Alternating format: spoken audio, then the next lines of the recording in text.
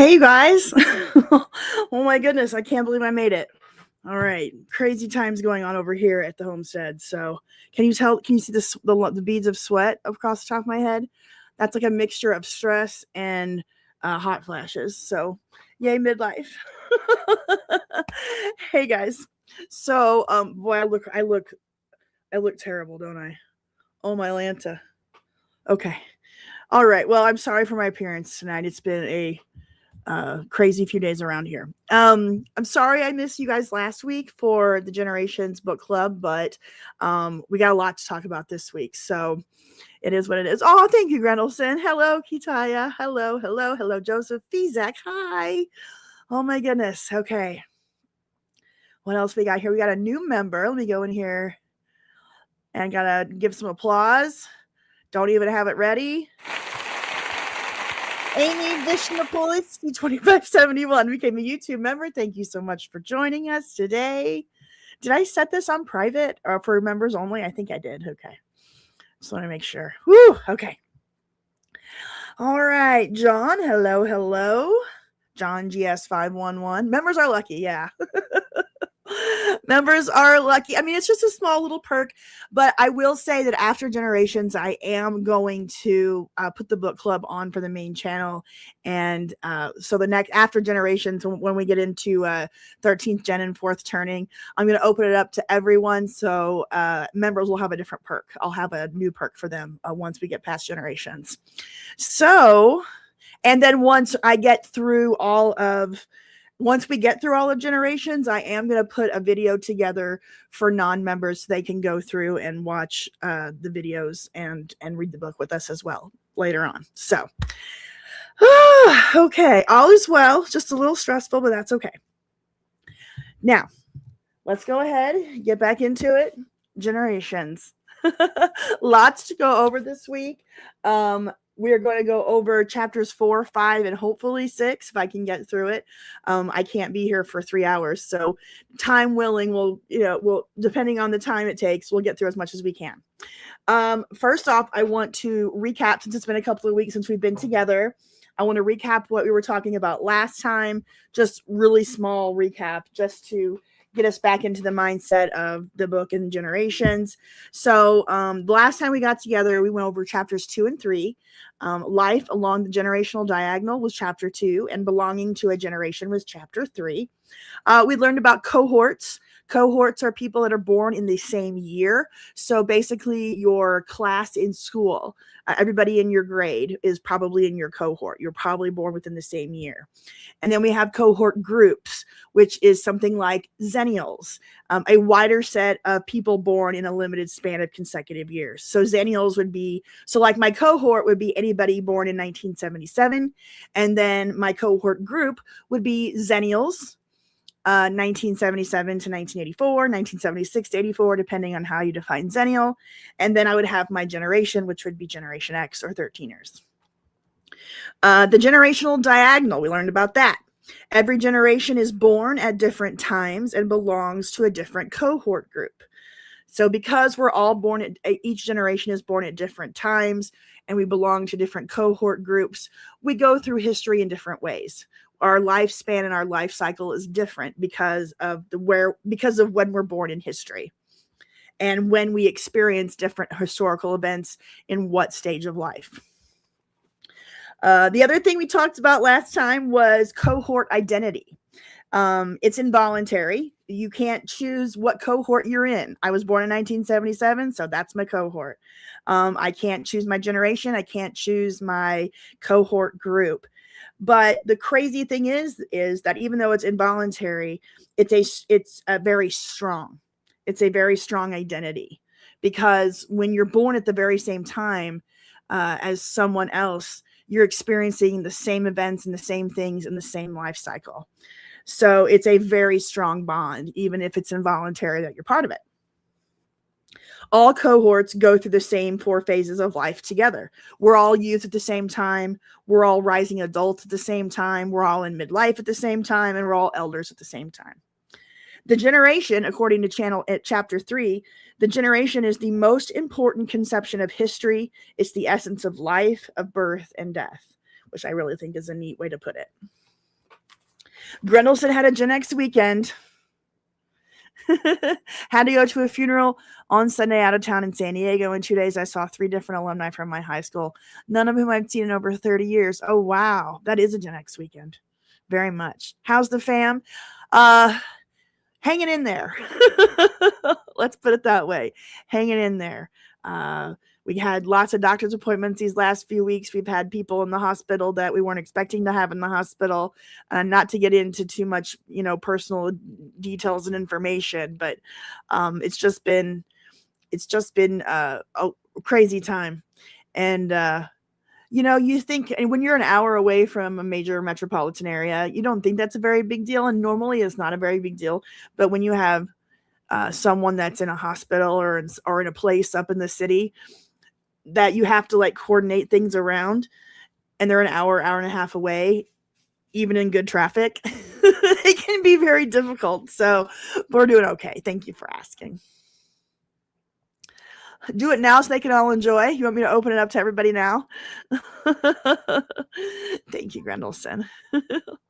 Had interesting discussions. Awesome. I think we're going to have a good discussion tonight about generations as well, that we can take out into our own lives and into our different friends and really spread this out. This is something to talk about with your friends of your same generation and your kids.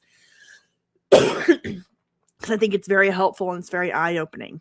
I think going through this book has really helped me in my thought process about how I think of others, of other generations, of other ages, and how I communicate with them. And I read the book more, it's helping even more. So yeah. Let's see if I can open this up to everybody, if that's what you guys want to do. Hold on just a second. Because I want my members to have perks, but I feel like at this point, this is such a neat perk to be cutting everybody else out of. So, you know what? I think it is. I think it might be public. I don't know. We'll see. Oh, yeah. I'm so sorry about the loss of your mom, Joseph. That's got to be very difficult. And I can't even imagine to know what you're going through, but my thoughts and prayers are with you. And I hope that you and your family get through this the best way you can. And my condolences. I'm so sorry. Let them in. We can fill in what they missed. All right. I think I got it public. We'll see how it goes. Hey, Danny, how's it going? Okay. More to the recap. So generation was a cohort group whose length approximates the span of a phase of life and whose boundaries are fixed by peer personality. That's a lot of gobbledygook words. So a generation is a cohort group. So we have Zennials, which is my small cohort, 76 to 84. A generation is a cohort group whose length approximates the span of a phase of life, about 21 years. So we talked about how we have the youth, which is 0 to 21 years of age. You have rising adulthood, which is about 22 to 43. You have midlife, which is about 44 to 65. And then you have elderhood from 66 to about 87. So a generation is your cohort for one phase of life, which is why your generations typically last on average around 21 years. Sometimes they can be short, 15, 16, 17 years. Sometimes throughout history, and we'll see that as we go through the book, that there are some generations that are a little bit longer, 25 to 30 years, but those were pretty much in the very early days of American history before the communication that we have now. Well, hello, Danny, watching the Golden Girls. You're a subscriber, but not a member. Okay. Yeah, okay. Yeah, I think I put it on public. I don't think I ever privatized it. So, hey, that's a good thing. I'm surprised there's only 15. That was messing me up, because usually when I go live, I usually have about 50 to 100 people pop in pretty much right away. And tonight I only have 15. So I thought I had it set on private, but I guess I have it set on public. So there's a lot going on in the world. And I haven't been live for over a week. So hopefully they'll find us. This last week and a half has been pretty crazy, and I haven't been able to post and go live the way I normally do. So got to get back on track. And I think this discussion tonight is going to be wild, because not only are we going to talk about the past and the way, because the one thing that makes generations a little bit difficult to go through is because it was written in 1991. So it's from a perspective of 2 generations ago, pretty much.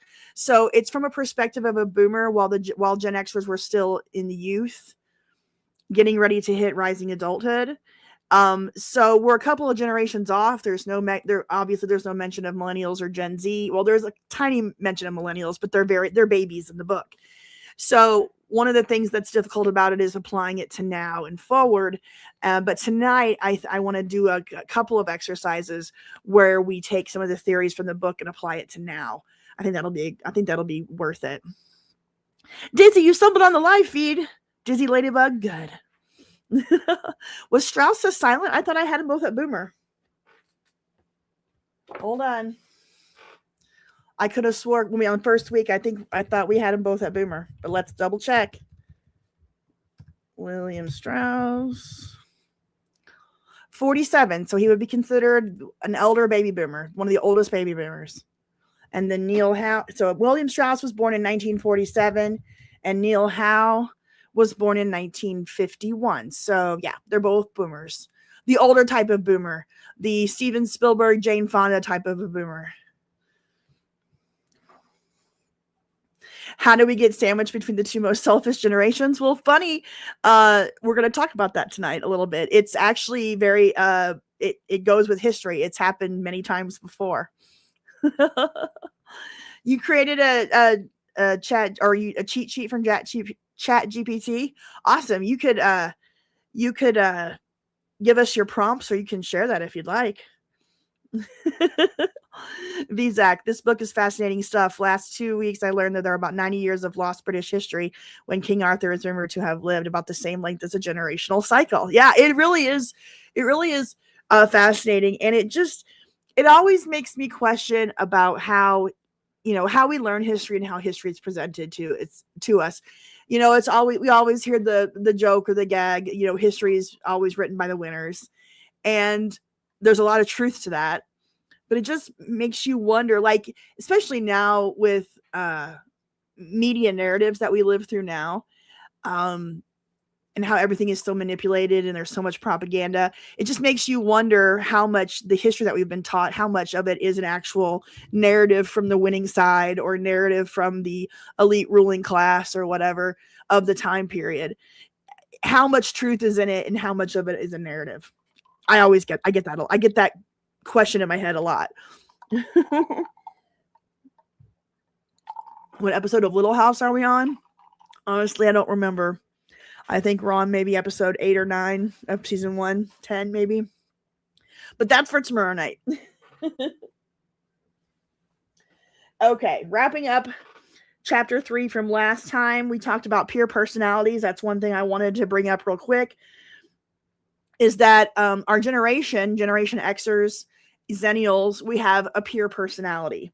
So people that are our own age, we tend to have our generation or our cohort group tends to have a cohesive personality, kind of like a person.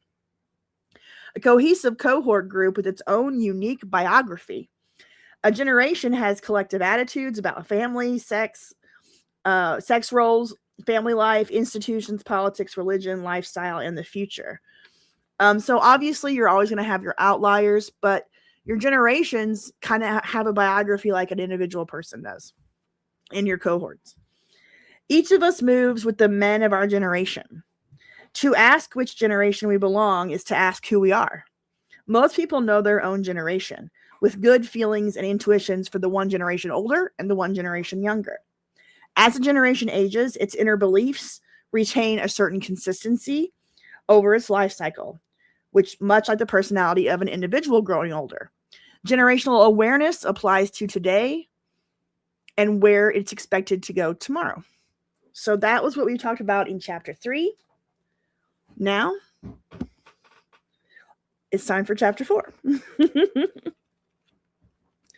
All right.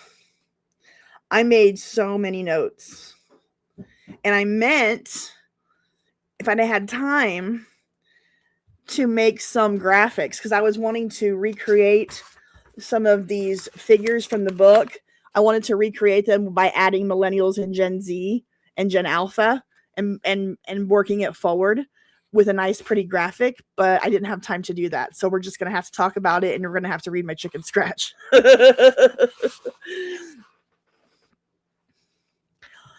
Grindles, this is a really good point. Freaks me out that first-hand narratives from World War II are going to be gone in the next decade.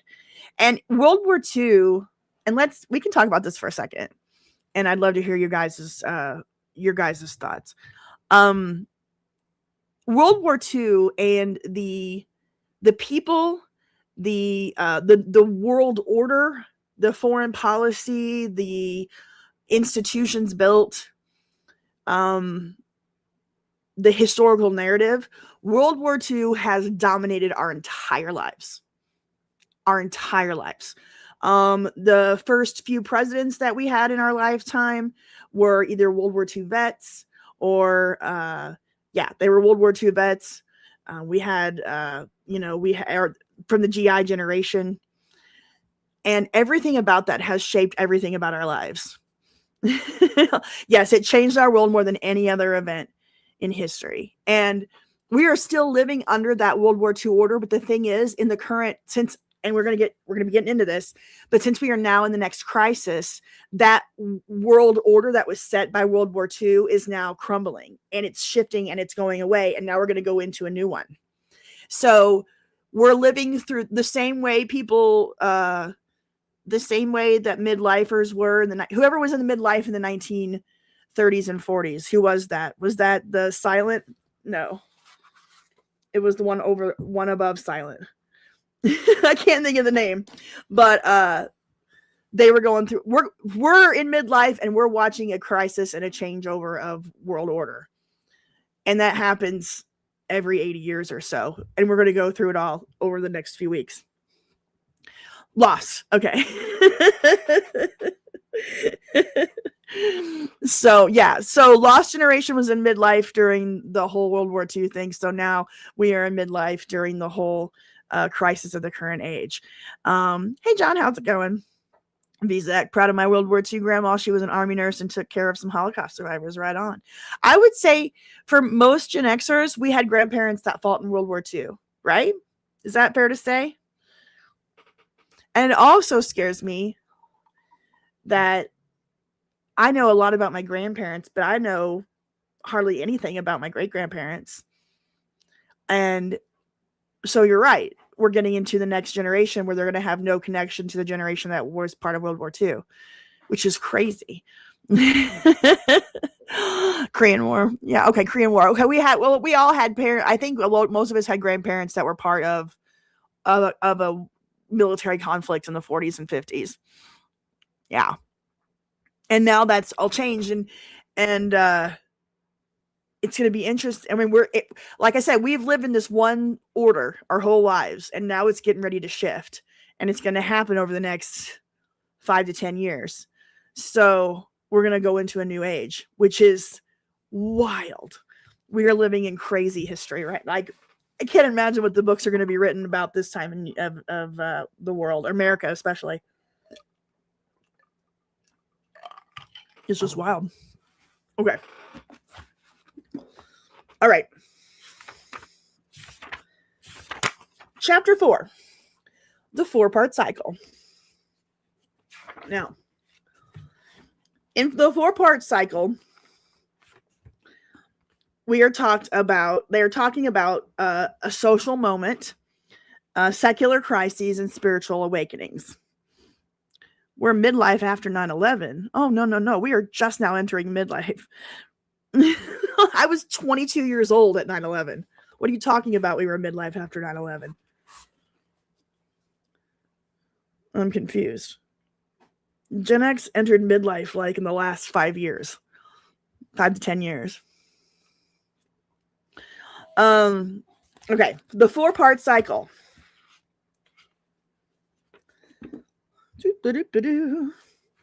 A social moment. You were 30 on 9/11, Grenelson? Yeah.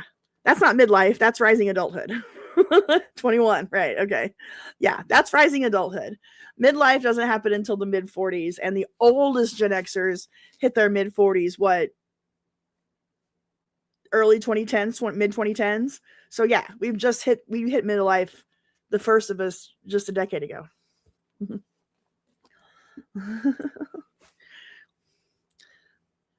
You were 22. Yeah. You don't like this book.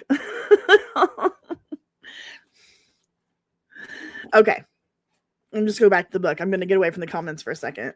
If we can't all get along and put forward fun thoughts, then I will cut out your comments, just so you know. All right. Let's all talk about this in good faith, please. I would appreciate that. Social moment is an era typically lasting about a decade when people perceive that historic events are radically altering their social environment. This is a good. That's all right. Yeah, the oldest boomers are just now 80. Math is off. That's okay. That's all right. So this is really good. So I will pause it to you. I'm getting ready to read the paragraph on page 71, right below when it describes a social moment. And I want you to think about, as I'm reading this, because this is before we've had a social moment since this was written. And I would argue that our social moment was 2001 to 2009, 2010. But let's read this and let me hear what you think. How do we know a social moment when we see it? The best way is to live through one, or to listen to someone who has. It is an era when everyone senses at the time and afterward that history is moving swiftly, that the familiar world is disappearing and a new world is emerging. One such moment arrived with Franklin Roosevelt's election in 1932 and stretched through VJ Day in 1945.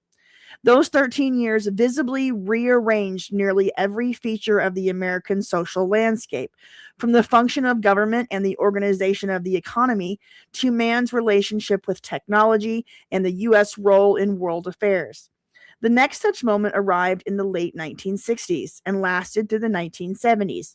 During that consciousness revolution, Americans again experienced a reshuffling of national life, an amalgam of radical changes in attitudes towards family, language, dress, duty, community, sex, and art. Pick any cultural artifact created in this century, from novels to slang to clothing, and even if you could say nothing else about it, you could probably tell whether it came along before, during, or after this revolution. As these two examples suggest, social moments can be very different from one another. So 2001 to 2009 might be close. Too short. I would say 2001 to 2013, 2014 would be our last social moment. What do you think?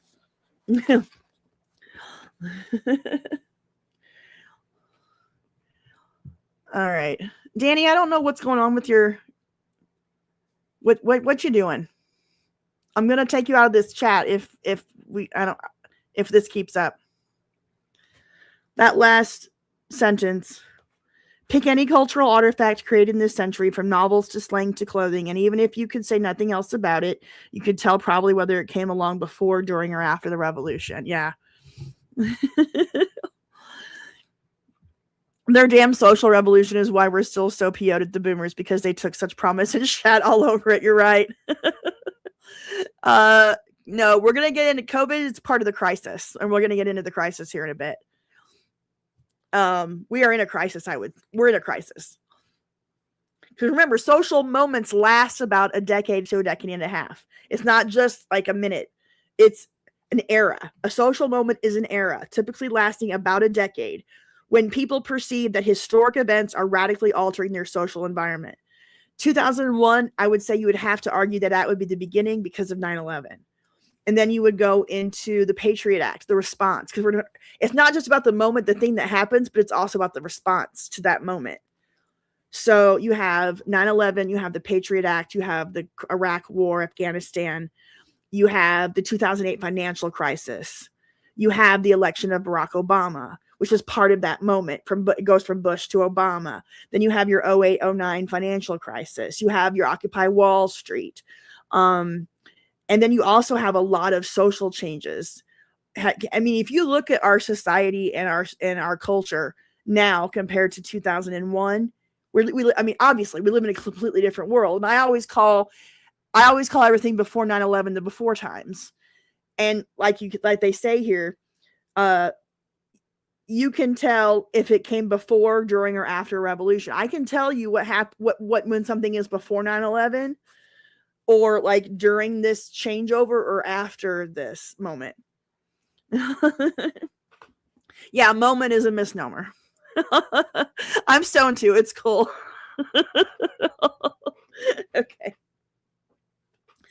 Okay. So now there are two types of social moments. Okay, maybe I got this wrong a little bit, so I do apologize with COVID, because we are in a crisis, but there are two types, so I might have gotten this a little bit wrong, so I do apologize if I did. So let's try again. There are two types of social moments. There are secular crises, when society focuses on reordering the outer world of institutions and public behavior. And there are spiritual awakenings, when society focuses on changing the inner world of values and private behavior.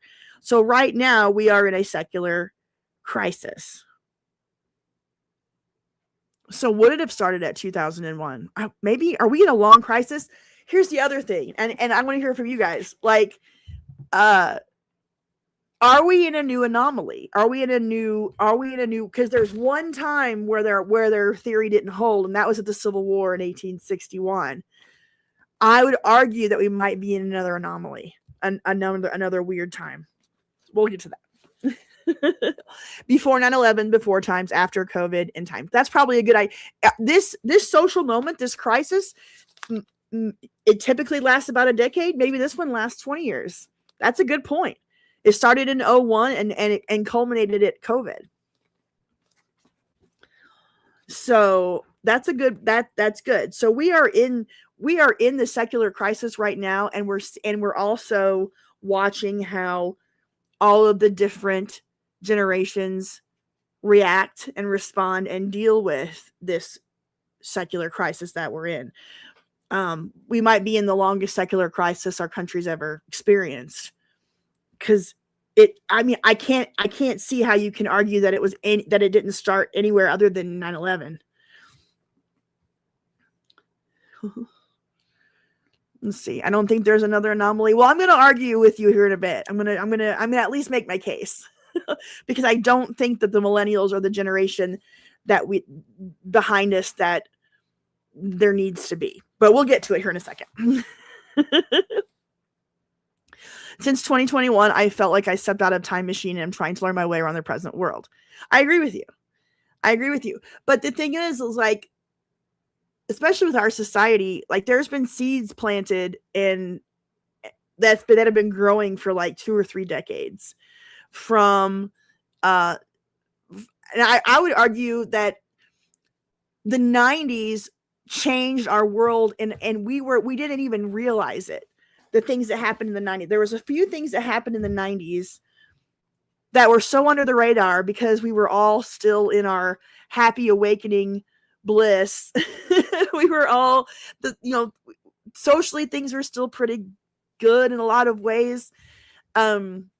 But we had NAFTA, which we had globalization started in the 90s, right? So we went from being a culture that was very cohesive and localized into our countries.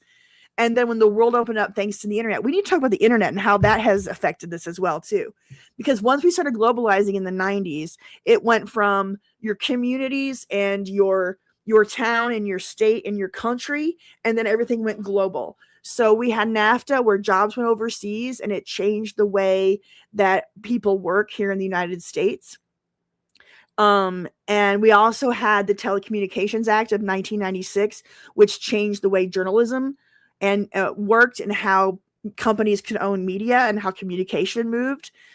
And we also had the start of the private equity firms going in and buying out companies and changing products. When you say that things are just so weird since 2021, I agree. Like, products are different. Things are smaller. They taste different. The life has been sucked out of everything that we do through private equity, through globalization. Nothing is local, real, family oriented, community oriented anymore. Gone are the days of the man or the woman or the family that builds a company, a business, and loves their product and loves their people and loves their employees and their customers and has the soul in what they're doing, what they're building, what they're creating. It's all been, the soul's been sucked out of everything and corporatized and globalized. And I would say all that happened in the 90s, and it really impacted, but we can really see the fruits of that now. Does that make sense? Yeah, like the whole world has been gentrified. Nice, retained for, yeah. Well, that's the other thing, is how the Berlin Wall came down, the Soviet Union collapsed, and how that changed our life, because we grew up in a world of Cold War, Soviet, like we were taught the dangers of communism and socialism in our lifetime, but that all went away in the 90s. And so millennials and Gen Z have never really learned about those things the way that we learned about them. And so now communism and socialism has become popular again, which is wild to me as a Gen Xer who grew up in the Cold War, Cold War era. So it's just crazy. Arab Spring is another one. Yeah. Like, and it, again, before the internet and globalization, different countries and different regions did things for their own countries and their own cultures and their own people. And I think that governments govern that way. And I think that people live their lives that way. They live their lives for their local community, their husband, their wife, their church, their kids, their employees, their employer. Their life was in their few miles, around where they were. You traveled maybe, but your life was in your community and in the people that you interacted with every day. And that has all changed in the last 30 years. Our lives are no longer about the people that we interact with every day, the people that we see every day, the place where we physically live. It's no longer about that. Now the world is global, and what's happening on the other side of the world could impact what's happening here, and vice versa. And how has that changed humans and humanity? When we can communicate and we can have economies that affect each other the way that they do, that's wild. That's wild. And it's changing humanity itself. There's a moment in this show, Pluribus, that explains exactly what you're talking about. Really? Well, I'll have to check that out. Is that the Vince Gilligan show? Is that the new Vince Gilligan show, or did I dream that up?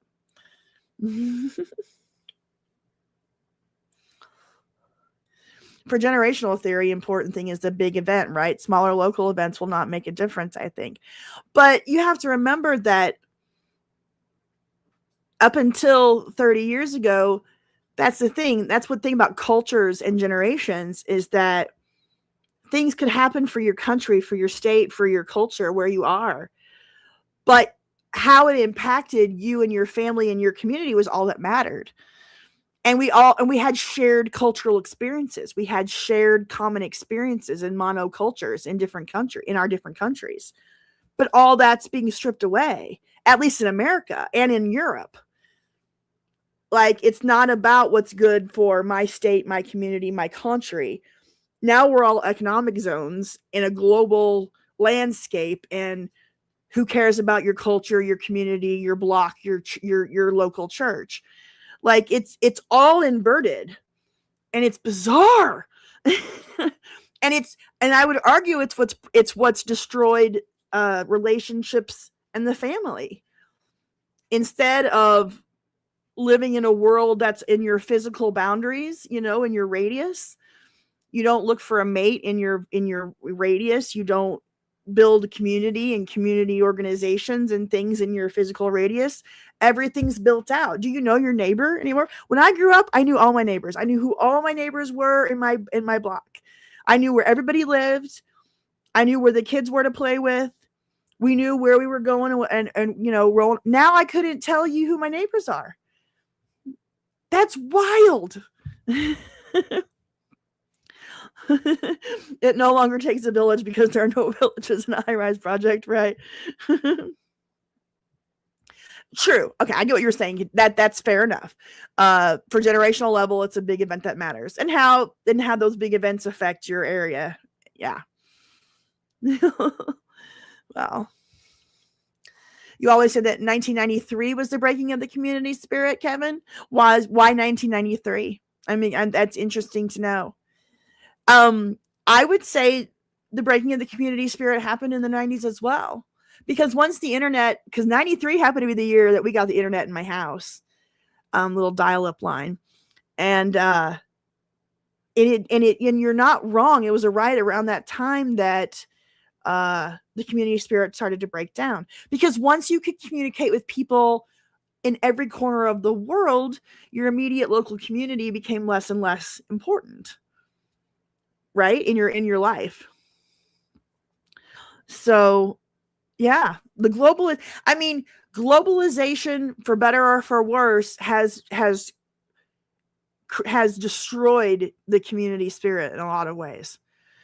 And the decline of churches and the Christian religion as well, because, as you know, disagree or agree with religion on the surface, churches and that community spirit were very important parts of what they were very much a glue that held communities together throughout the 20th century, especially the United States. I mean, again, we're talking about the United States mostly here. Yeah, you could use an AOL chat room in 91 to hit on girls from the UK while you were in San Diego, and that began. But see, in 1990, you had to hit on girls in San Diego, right? In person.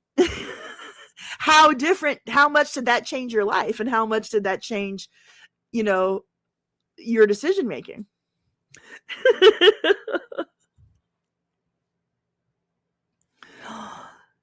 It's just wild. And I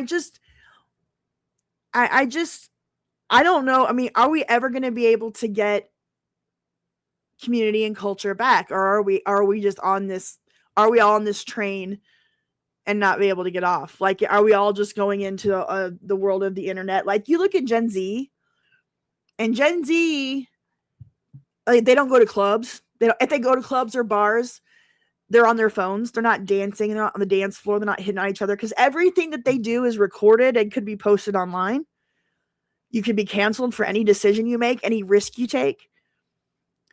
And so Gen Z doesn't live in the physical world. Gen Z lives in the digital world.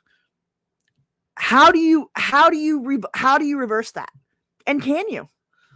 Yay, Crouching Taylor, Hidden Swift. What up?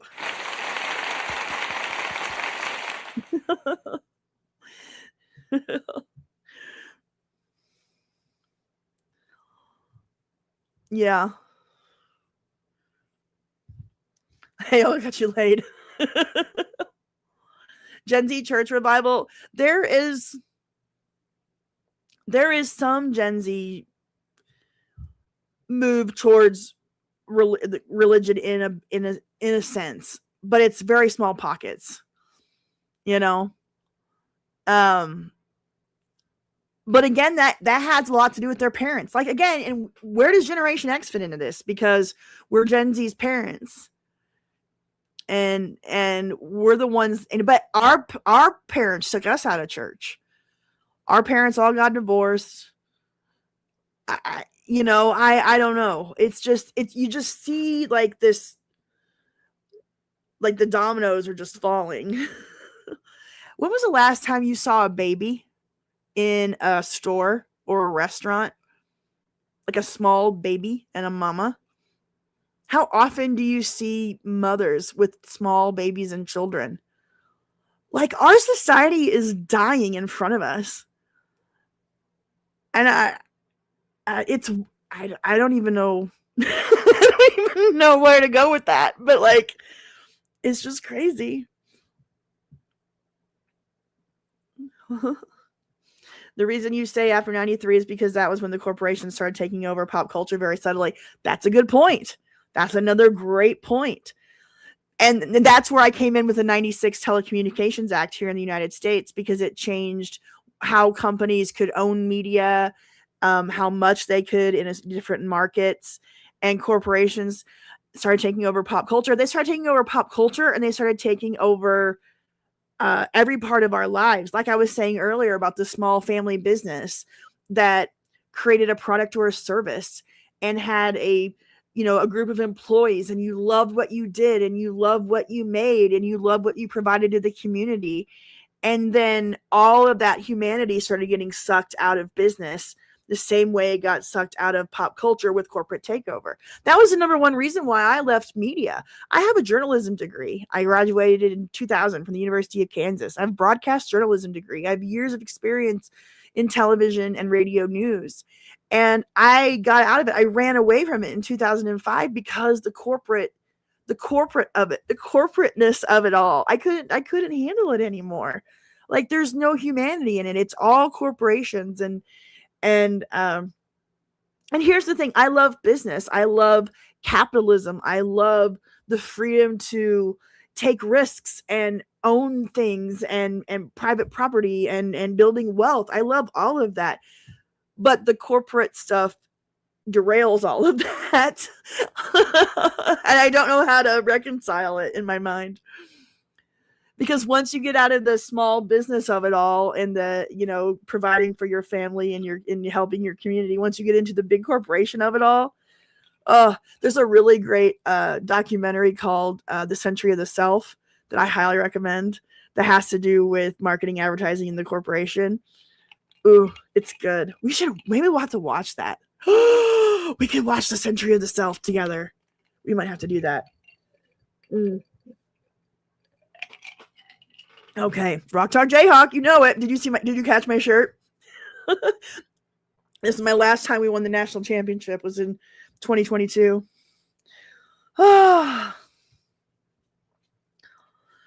Do I have any teen win, lose, or draw episodes taped off Disney Channel on VHS from back in the day? I don't think I do. I've seen a few on YouTube lately, but I don't think I have any of my own. But I'm still going. I hooked up my VCR lately to my computer, and now I'm going to show you a bunch of home videos soon. Let's watch Century of the Self. SELF. Century of the Self.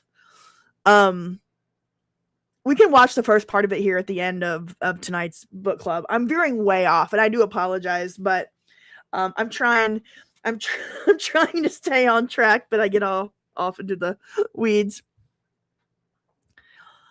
Dizzy Ladybug. The small family business my grandpa started was sold recently by my boomer uncle to a California chain. They never told me they were selling it until after it was final. My grandparents raised me. Oh my God.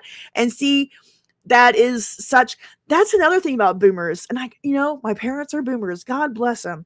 I love my mother and my stepdad and even my dad. I love them so much. But I would be livid if my parents would have taken our family business and sold it off to a major chain. Now, granted, they took the family business and they got ate up by the 2008 financial crisis. So we lost it that way. Anyways, but to sell it off to a corporation instead of handing it down to your children or keeping it in the community, I just feel like the humanity has been sucked out of everything. Everything. The humanity has been sucked out of everything, and everything's become political. And it literally makes me want to just stay in my house and never leave and just have DoorDash delivered to me and Walmart delivered to me. And I just live here in my own little house and act like it's 1997, because that's what I've been doing. I'm not going to lie. Oh my God. Okay. So, secular crisis, spiritual awakenings. So now we are in a secular crisis when society focuses on reordering the outer world of institutions and public behavior. Social moments do not arrive at random. I'm on page 71 for those of you that want to follow along. At the very bottom of the page, social moments do not arrive at random. For example, a secular crisis and a spiritual awakening never occur back to back. So there is no spiritual awakening coming anytime soon. Nor does half a century ever pass without a social moment of either type. Instead, social moments arrive on a rather regular schedule. Yeah, introverts unite, but separately. That's right. Social moments normally arrive in time intervals roughly separated by two phases of life, approximately 40 to 45 years, and they alternate in type between secular crisis and spiritual awakening. On to page 72. In Appendix A, we explain in some detail how and why this timing of social moments tends to occur in non-traditional societies like America, and how it is linked to a cyclical creation of generations and generational types.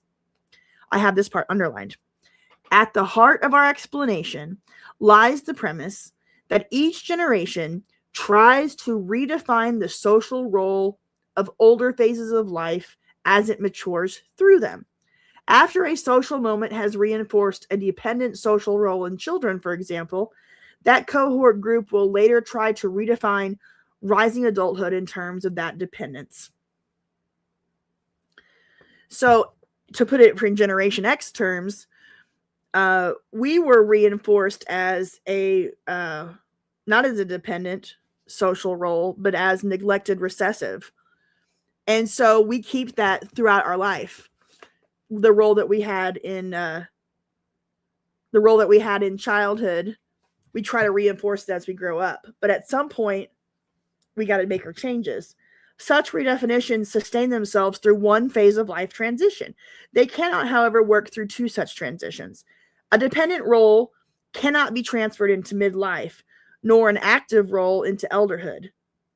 At that point, roughly two phases removed from the earlier social movement, the growing incongruity between pure personality and age must induce a new social moment and realign social roles back to their original life phases. So during social moments, dominant generations, Gen X is not a dominant generation. We are a recessive generation. During social moments, dominant generations are entering rising adulthood and elderhood.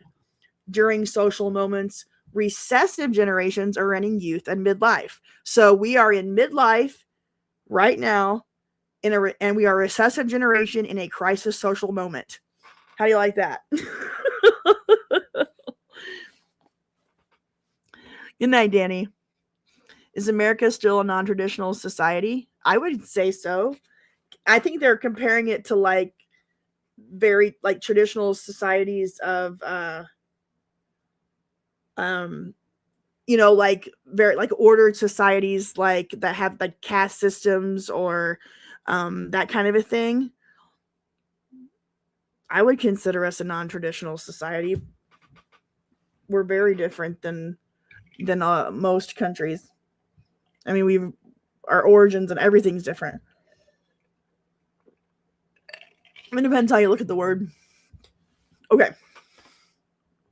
Page 73. We display the pattern schematically in figure 4.1.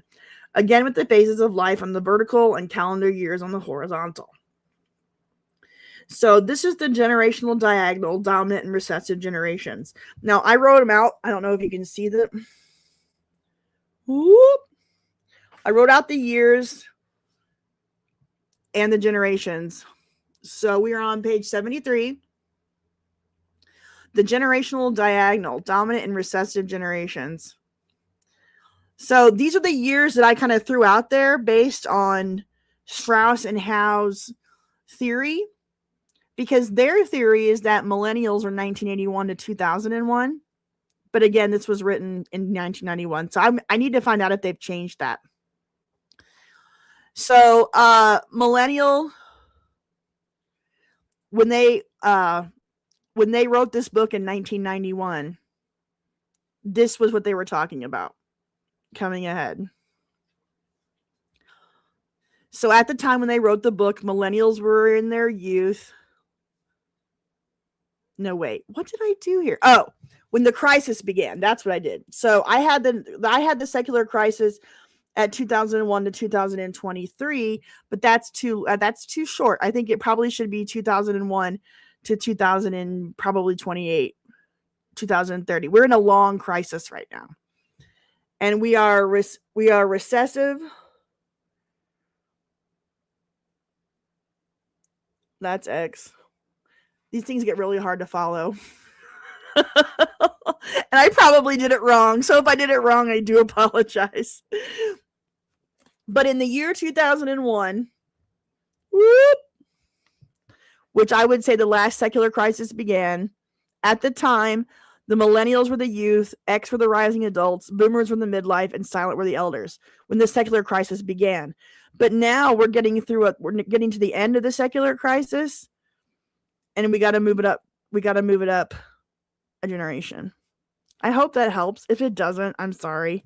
I try to be helpful, and then I do things like this and just confuse myself more.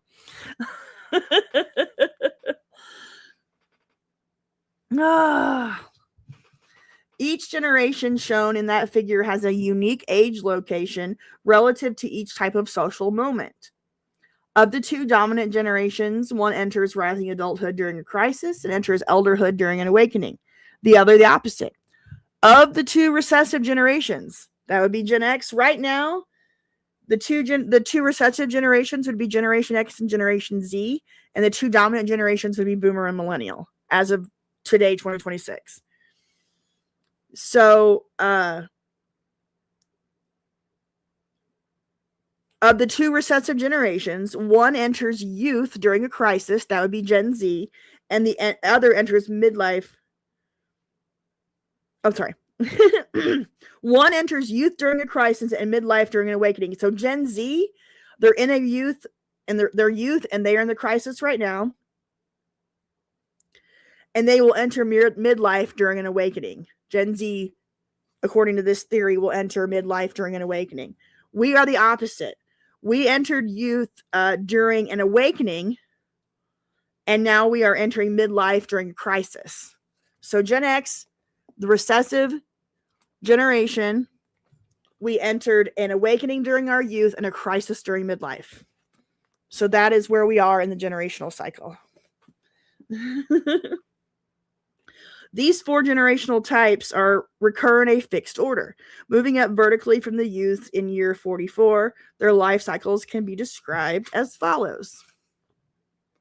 All right, now we're on page 74, and I'm going to describe to you each of the different generations as of now, because I have them all written out. So number one would be the boomers. This is the boomers right now. A dominant, inner-fixated, idealist generation grows up as an increasingly indulged youths after a secular crisis. So the boomers were indulged youths who grew up after World War II secular crisis. They came of age, inspiring a spiritual awakening, the 60s. They fragmented into narcissistic rising adults, the yuppies of the 80s. Cultivated principles as moralistic midlifers. They were the ones that globalized everything in the 90s and the early 2000s. And they are now emerging as visionary elders guiding the next secular crisis. Yay. So that is the boomer generation. Now let's do Gen X. Gen X, a recessive, reactive generation, grew up as underprotected and criticized youths during a spiritual awakening. We matured into risk-taking, alienated rising adults, mellowed into pragmatic midlife leaders during a secular crisis, and we maintain respect but less influence. We will maintain respect but less influence as reclusive elders, according to this theory. Yeah, boomers are causing the next crisis by not retiring and staying in office. Next awakening, 2040s and 50s. You are correct. That's exactly what I have on the next page here. The next spiritual awakening will probably happen around the late 2040s. Okay, next up, millennials. A dominant, outer fixated civic generation growing up as increasingly protected youths after a spiritual awakening. They came of age overcoming a secular crisis. Are the millennials coming of age overcoming a sexual overcoming a secular crisis? We really need to talk about millennials because I'm a little concerned. if they couldn't in the whole theory breakdown? No. I'm going to argue that we are in an anomaly like they had in the Civil War. Give me a second. Let's take a break for a minute. My brain is like...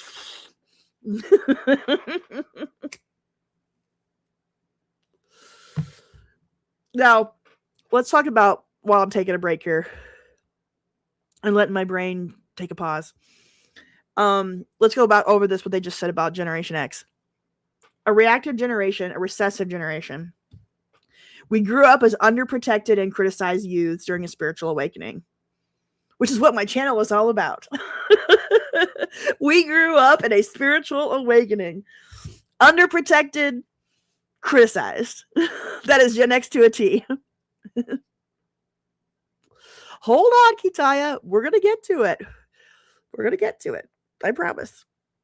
I don't think millennials, my whole premise, I haven't developed this philosophy. This was a thought that just came to me a day or two ago while I was reading this book. And I haven't developed this theory very much yet. So I'm going to develop it with y'all. But I don't think millennials are answering the call here the way that previous dominant generations have, like themselves. Okay. So, Gen X. We matured into risk-taking, alienated, rising adults. I think that's fair. We're mellowing into pragmatic midlife leaders during a secular crisis.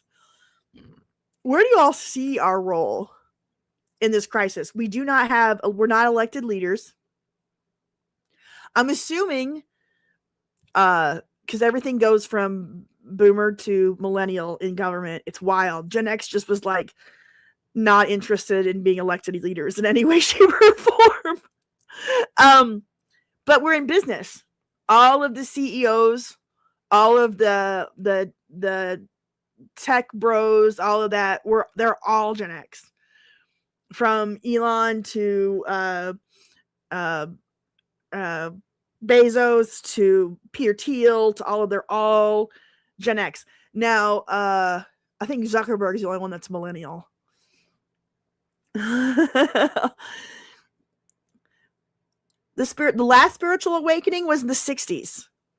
The Vietnam War protest, the civil rights movement, and we're going to get more into it because they will go into that era in the book.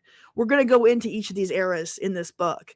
But yeah, the last spiritual awakening would have been in the 60s. Mm-hmm. Yeah, Grindelson's got it. And they even talk about that in the book here. Because, the 68, the 1968 was a huge year in the United States. Between the Summer of Love, you had the assassinations of Martin Luther King and Bobby Kennedy. You had the Democratic Convention that was completely violent. You had went into the 1969 in Woodstock and the moon landing. You had the 65 civil rights legislation, or 64, 65 civil rights. Like, that was all considered a spiritual awakening. Yeah. Gridelson's on it. Gridelson, I should have you lead this book club, I swear. Okay. So this is where they have millennials again. A dominant, outer fixated civic generation growing up as increasingly protected youths after a spiritual awakening. That's millennials, yes. Coming of age, overcoming a secular crisis. Are the millennials overcoming a secular crisis? Uniting into a heroic and achieving cadre of rising adults. Are they? Sustaining that image while building institutions as powerful midlifers and emerging as busy elders attacked by the next spiritual awakening. Maybe, but we're going to get more into this. Gen Z, a recessive adaptive generation growing up as overprotective and suffocated youths during a secular crisis. They will mature into risk-averse, conformist rising adults, producing indecisive midlife arbitrator leaders during a spiritual awakening, and maintain influence but less respect as sensitive elders.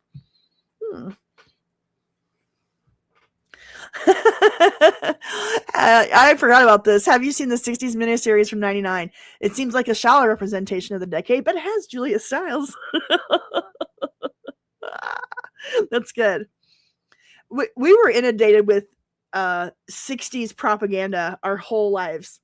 I mean, 80s and 90s especially were all about the 60s. And I even had in my video, What is Generation X? It's Complicated. I even touched on that. There was a 1991 MTV documentary about Generation X. There was a whole segment talking about how 1960s boomer culture had dominated the 80s. Beatlemania might qualify as an event, Yeah, that's the thing. Millennials have created their own awakening of BS activism. I would agree with you there. They are rejecting, there's a whole segment of our culture and society that are rejecting everything that's come before it. Instead of seeing it as something that's been built and evolving, they see it as something that needs to be burned down and started all over again. And that is a problem. Do we spread 80s and 90s propaganda? If so, good. Yes, we do.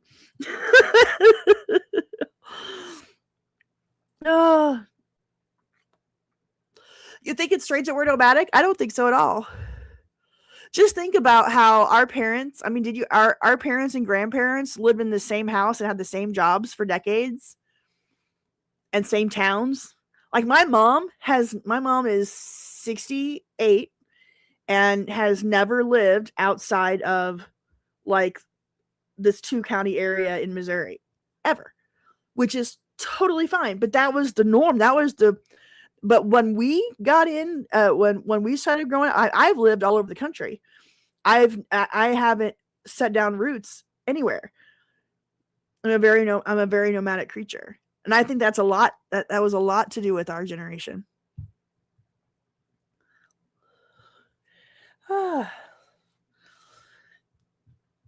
Really? You have a lot of people that live in their childhood homes. Is that because their parents willed them to them, or they still live with their parents? So that's not a bad thing. Like, I think that's kind of cool. I'm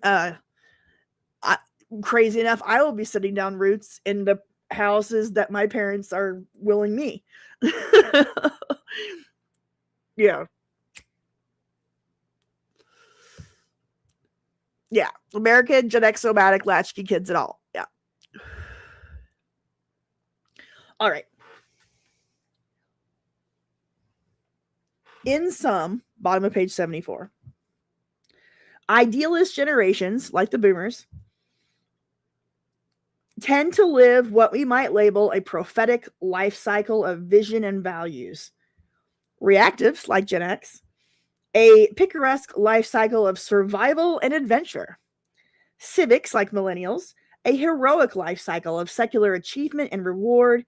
And adaptives, Gen Z, a genteel life cycle of expertise and amelioration. When we reach chapter 12, we'll return to these life cycle paradigms in much greater detail.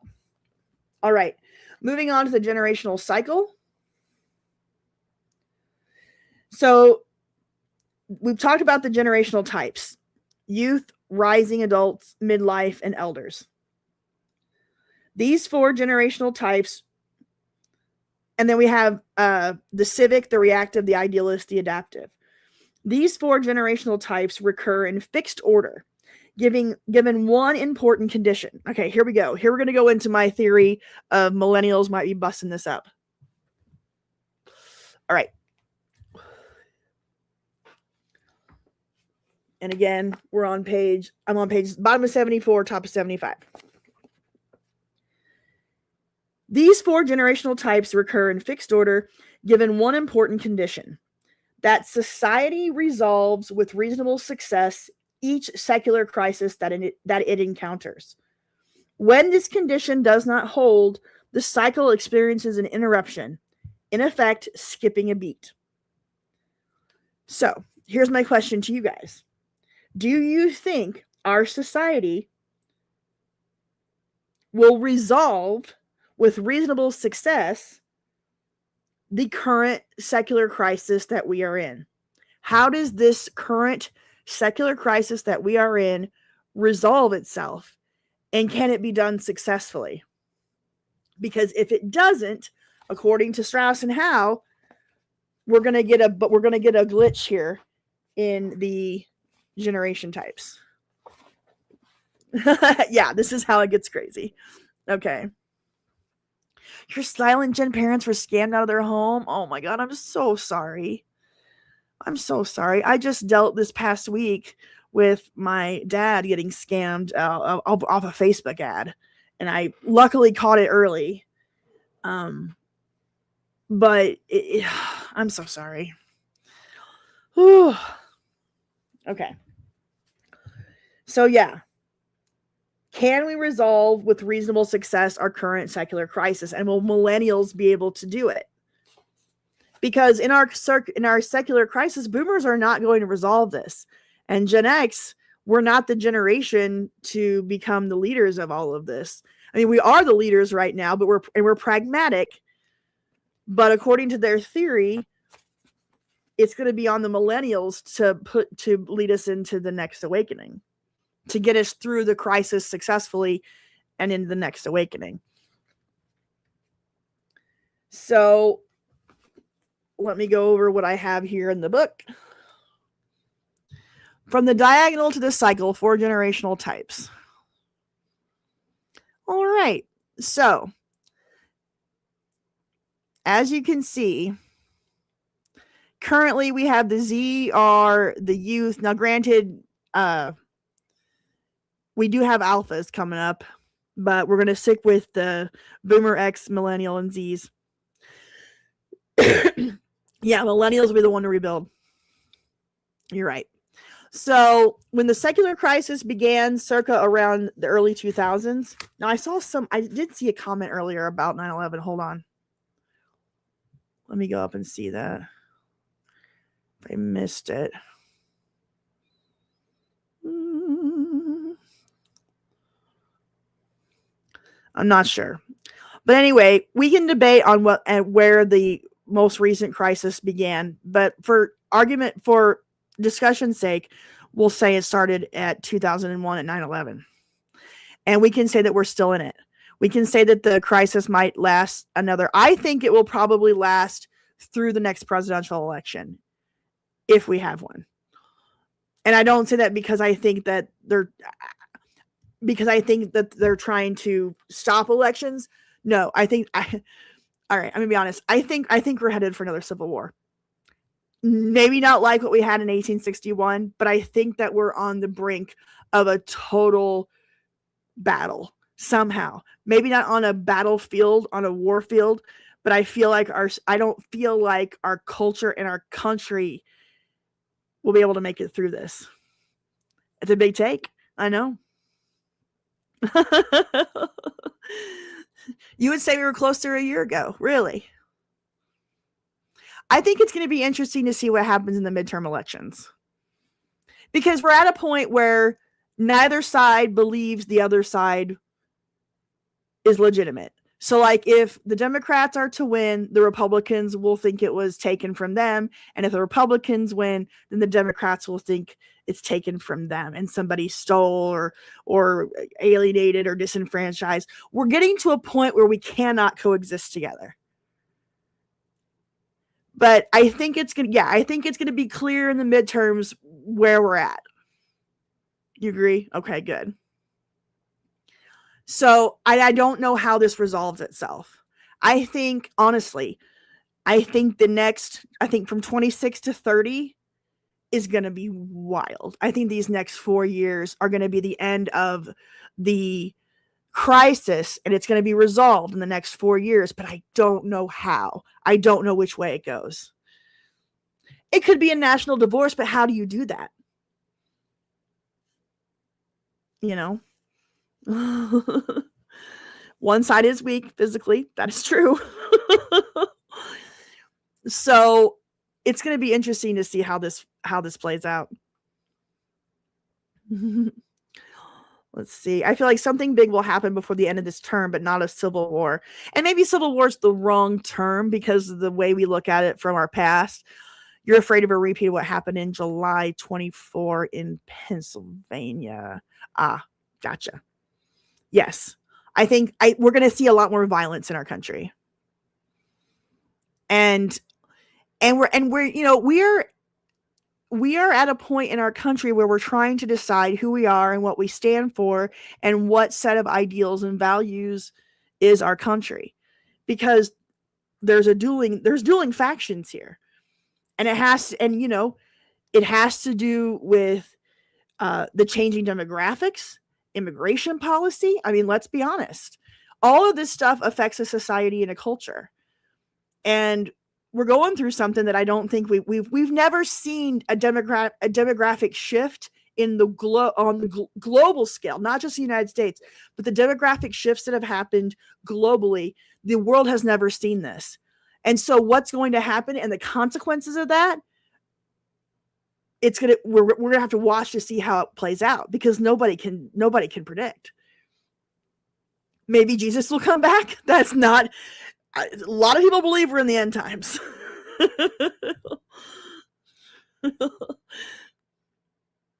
AI, technology, and AI is another factor. I mean, it's state secession is another one. And, because this is crazy, but here's the thing. In the last crisis, World War II, the Depression, all of that with FDR's presidency changed the United States and how we looked at things. Before that presidency, before that crisis, we were a nation of states. It wasn't about everybody gets a vote and direct democracy and individuals, and we were a nation of states, which is why we have the Senate. And the senators used to be elected by the state legislatures until the 17th Amendment in the 19 teens. And so we used to be a nation of states, like 50 different little countries that agreed on one common federal framework. But the 50 little states, or at the time, the 48 states, or the 46, how many states we had in the 19 teens, but they were all their own little places, their own little societies, their own little cultures, their own little governments, that we all agreed on to this one federal ideology. But then after Roosevelt and after World War II, that all changed. We got rid of the senators being elected by the state legislatures. They're now elected by the people. So the states have no representation in the federal government. It's all the people now, not the states. So state interests are all weird and messed up. So there's a possibility we could see ourselves going back to that system of a nation of states, if that makes sense.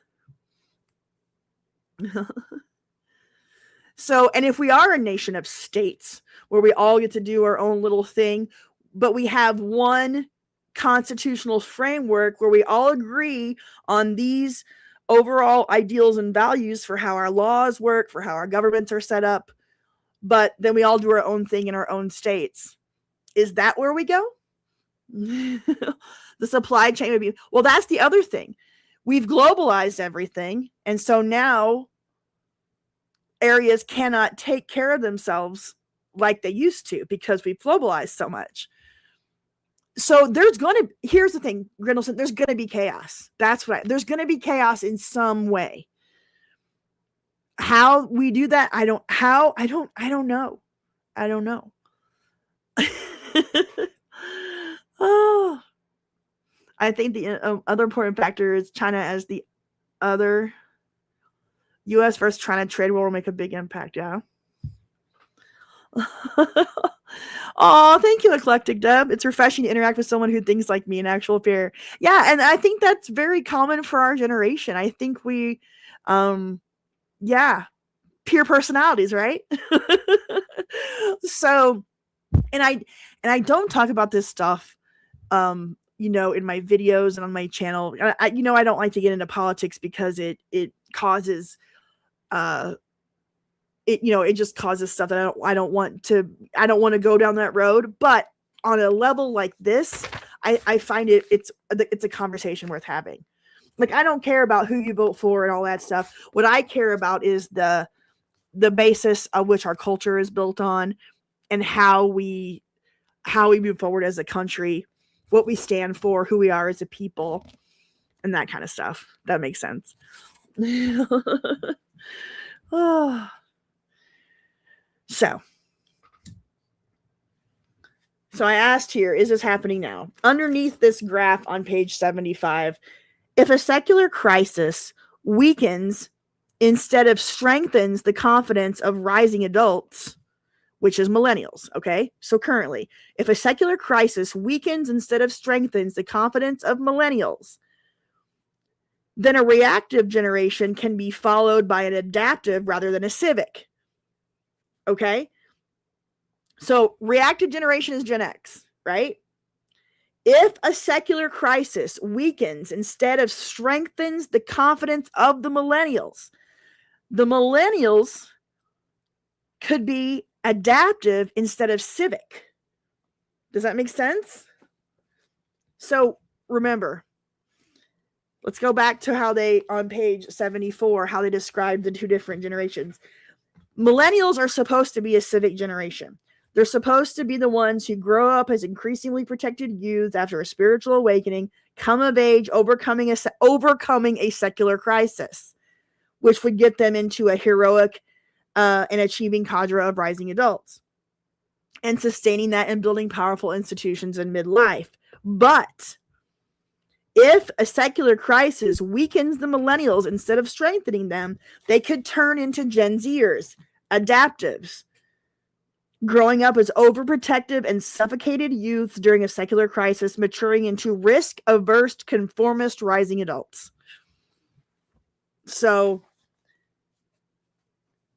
they say this has happened once in American history in the 19th century. We cannot say for sure whether other beats could be skipped. We can only say that in America so far they have not been. If this four-type cycle revolves in a fixed sequence, so too must the shifting age location of all four types as they layer themselves from one era to the next. Each time one type is entering rising adulthood, for instance, the other types are entering other phases of life, and that will all line up in a predictable pattern.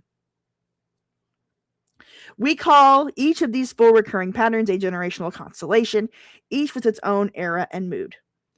The two apart eras, when idealists and civics come of age, have moods reflecting the social moments, spiritual awakenings or secular crisis, that occur largely within those eras.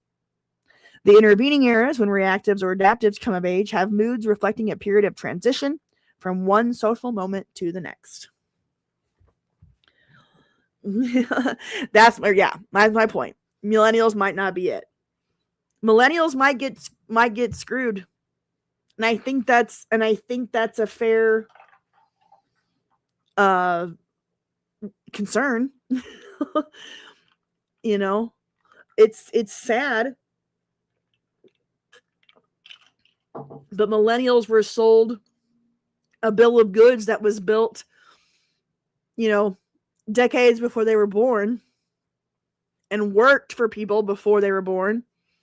But by the time they got in, it was all falling apart. Yes, Gen Z is very politically polarized. And here's another thing we haven't talked about, especially when it comes to Gen Z. All of the women are left to loony left out there in they're so far left we can't even see where they are. And then the men are conservative. So who's going to get married and have babies? Like, how does our civilization move forward when they are so opposite politically? It's so weird.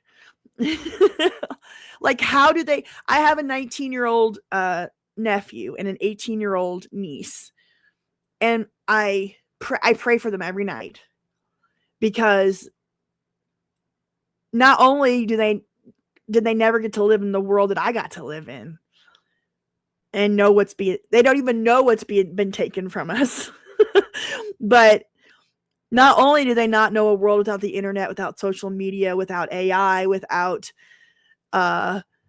Trump, like love him or hate him. They have my 19-year-old and 18-year-old niece and nephew have lived in a world almost their whole memory where it's either evil Trump or yay Trump. That's their whole world.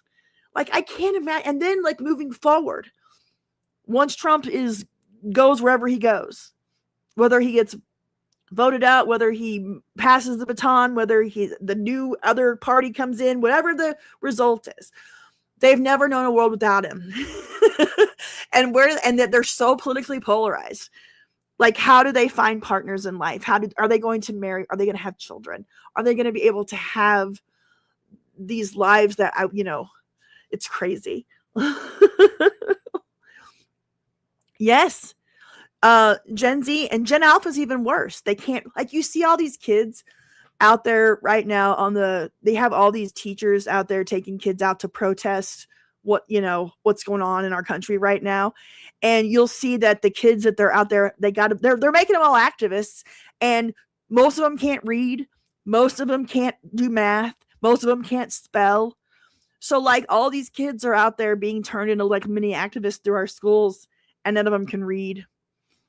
And they don't want to. They don't have to. I've seen, why do they have to learn it when they can just have AI do it for them and tell them, read this book for me and tell me what it's about.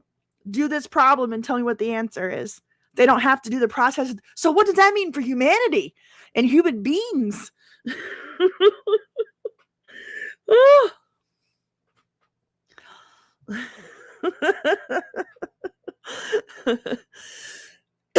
Mm-hmm.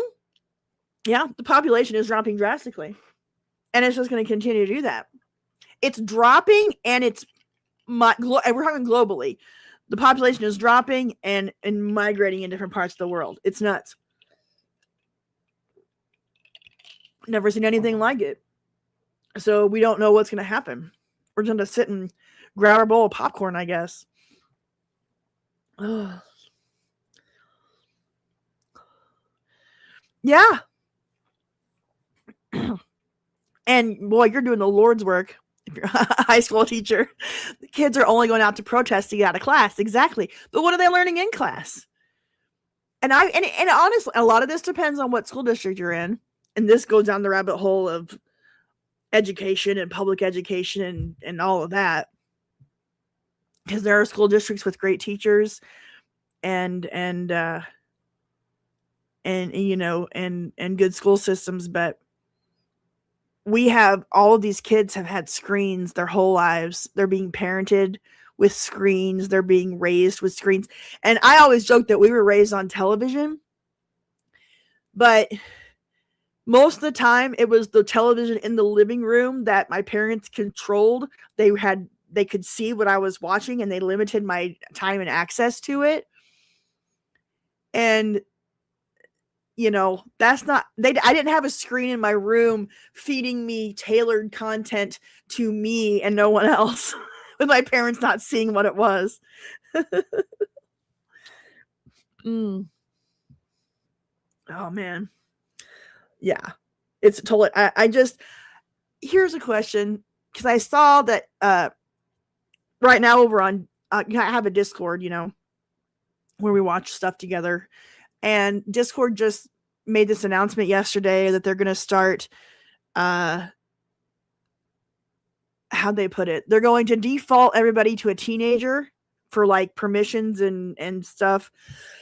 But if you want to see adult content, whatever that means, however they got that marked, you've got to verify your identity and age verification. Privacy issues, all this stuff. So are we ever going to get to the point we know what harm this stuff has done to children? What it's done to millennials, what it's done to Gen Z, what it's doing to Gen Alpha. Is there a point where we look at the internet and apps and internet access and smartphones? Is there a point where we look at it like alcohol, tobacco, tattoos, voting? Do we look at the internet and access to it and phones as adult stuff and just cut it off from children? Can we do that? And is that possible? And would it be wise? Because I would argue that it would be wise to make the internet and smartphones and that kind of a communication a thing that you have to be 18 to access. Yeah. And it's starting to happen in other countries. And here's the thing. I love free speech. I love free speech. I mean, you know, say what you want to say. But these are rights and things for adults. The right to vote, you know, all these are privileges. Let me say, they're privileges. Communication shouldn't be a privilege. We should be able to communicate and speak. It is a right in our Constitution. But when you have something that's obviously harming your society and harming your children, at what point do you make an effort to protect your children and cut them off from something that could harm them? Australia banned for 16 and under. Okay. Yeah. No cap. Like, but I think these are questions. These are discussions we need to start having, especially as Gen X leaders, midlife leaders, pragmatic leaders. We've seen what happens to people and cultures and societies with the algorithm, with this access to so many screens and so many different things on the internet.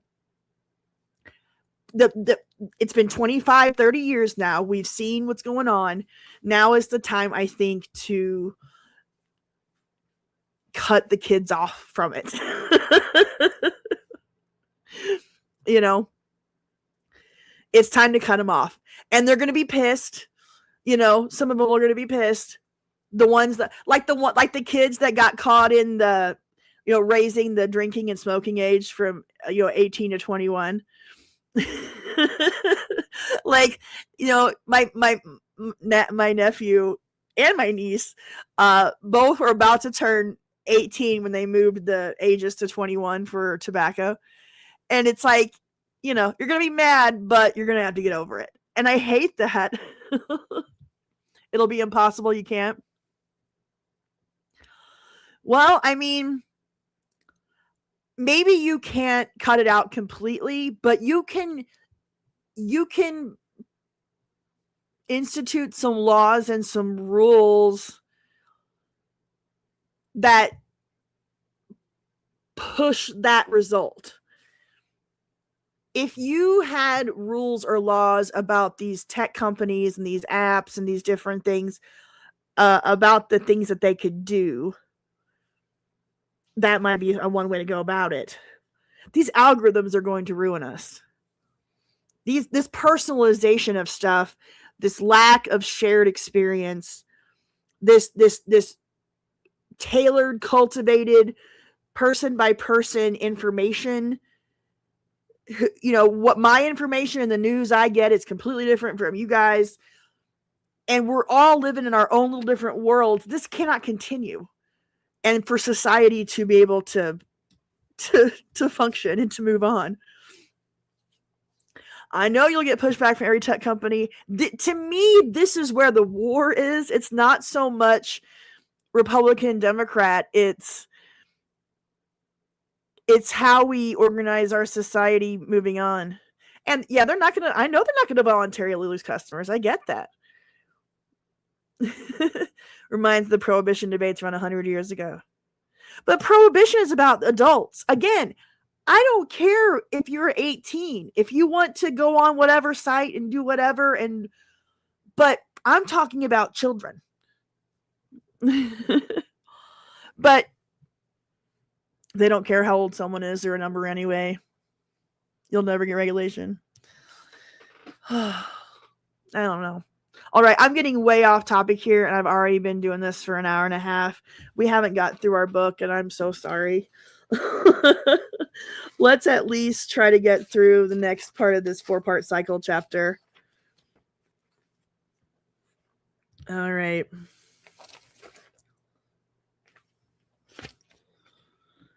I'm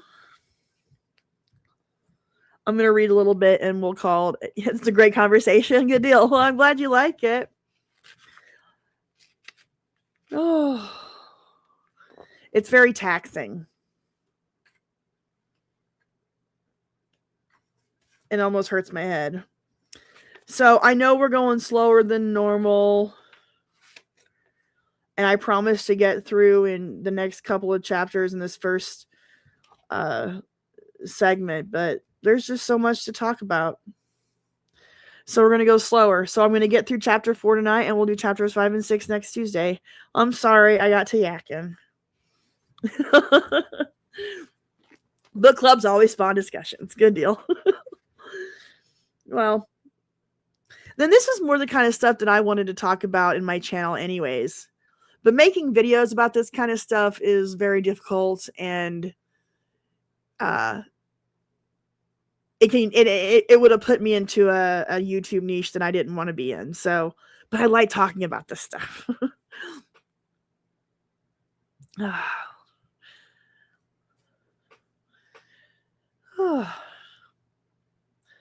I really appreciate you guys hanging out with me tonight.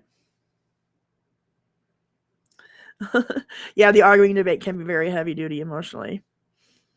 Ooh. Yeah. And as a female, you know.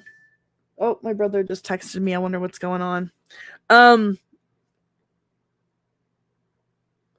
Okay. I'm going to read the last couple of pages here, and then we'll call it a night. I'm going to start on page 76.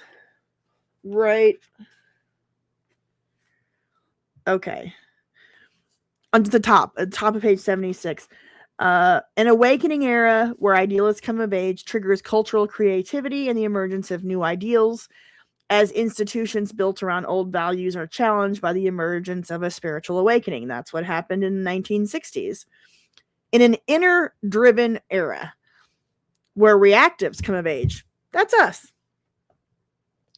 Individualism flourishes, new ideals are cultivated in separate camps, confidence in institutions declines, and secular problems are deferred. Boy, ain't that the truth. In a crisis era, civics, millennials coming of age, opens with growing collective unity in the face of perceived social peril, and culminates in a secular crisis in which danger is overcome and one set of new ideals triumphs. So, millennials could be civics. I still don't know yet, but let's go through that again. A crisis era, civics coming of age, opens with growing collective unity in the face of perceived social peril. I would say that we had growing collective unity in the face of perceived social peril in the early 2000s after 9/11. And we started with that, and then it culminates in a secular crisis in which danger is overcome and one set of new ideals triumphs. So we are in our secular crisis right now, and I would argue it's probably going to last until about 2030.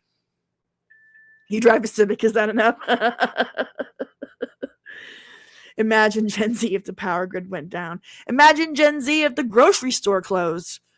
Imagine Gen Z. I mean, like, and honestly, our generations too, we are so dependent on the things that our grandparents and great-grandparents built. You don't think it started until 2016? What, the crisis? You don't think the crisis started in the mid-2000s? I would say the financial crisis really put shit in overdrive. Okay. And you know, that's fair enough. Current secular crisis, it was boiling under during Obama, but generally. You know, and the specific year isn't too big of a deal. But I don't know. It's weird where 9/11 fits into all this, because did that spark the crisis, or did 2008, or did 2016? Because I think the crisis was already in full swing well before 2016. I think we get 2016 because of what happened in 2008, 2010. We did bounce back after the financial crisis. Who did? A very small percentage of people. Millions of people lost their homes, their businesses. I mean, their investments. And yeah, some people came back, but then by 2012, 2013, all after the Occupy Wall Street, all the identity stuff started. And we get into the conflicts among, all this racial stuff and all this gender stuff. I would say that's part of the crisis. But that's a conversation for another day. With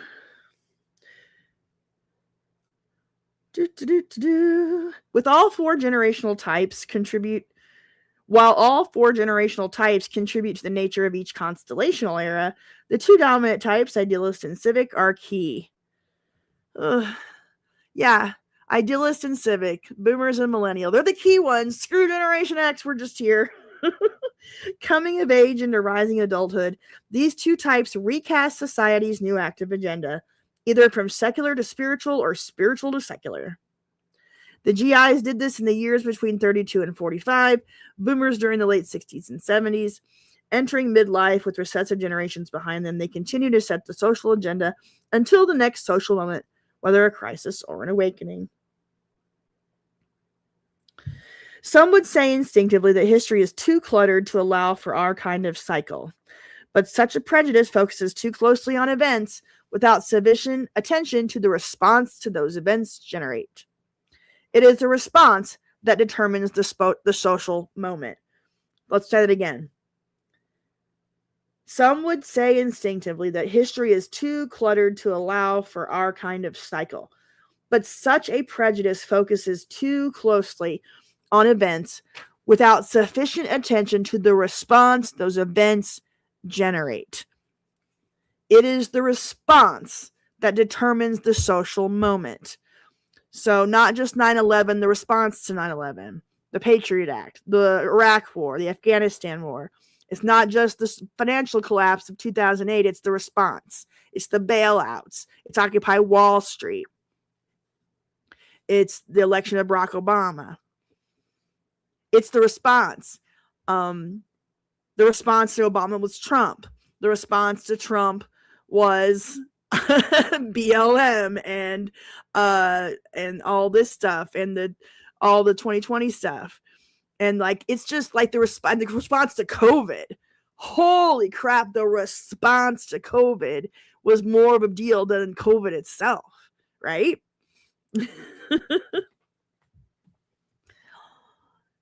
Oh, the Biden era inflation was horrific. And you got to put Trump in there too. They printed more money in the COVID response, and it was more in Biden, but it was a little bit of Trump because Trump did do the first stimulus checks in 2020. But Biden's 4 years, he printed more money. Well, the Fed printed more money in those 4 years than all the previous presidents combined in our whole country's history. So you want to know why prices went up? It's because we printed so much money. What started the day was the day Trump was elected. We've replaced discussions and critical thinking from within the family unit to online. Yep. It sucks. Salary is still lower than before the lockdowns. Yep. The only way I'm making more money now than I was before the lockdowns is this channel. But if I was still in a regular job, because I was working as a regional manager for a large greenhouse here in the Midwest. And I was making less money than I was before lockdowns, but YouTube allowed me to get past that. Trump's Project Warp Speed was a horrible response, and I will give you that. It was a bad response, but I feel like he was responding to pressure of people wanting that, or maybe the media narrative that it needed. But we could go on and on about COVID. The 2 weeks to slow the spread, flatten the curve, lockdowns, all that BS. I didn't buy it like from day one. I was like, oh no, this is not. But I've been a conspiracy theorist for 25 years. So like the second that all happened, I was like, oh no, this isn't good. Yeah. Most of your peers are doing better than I. And honestly, it just depends.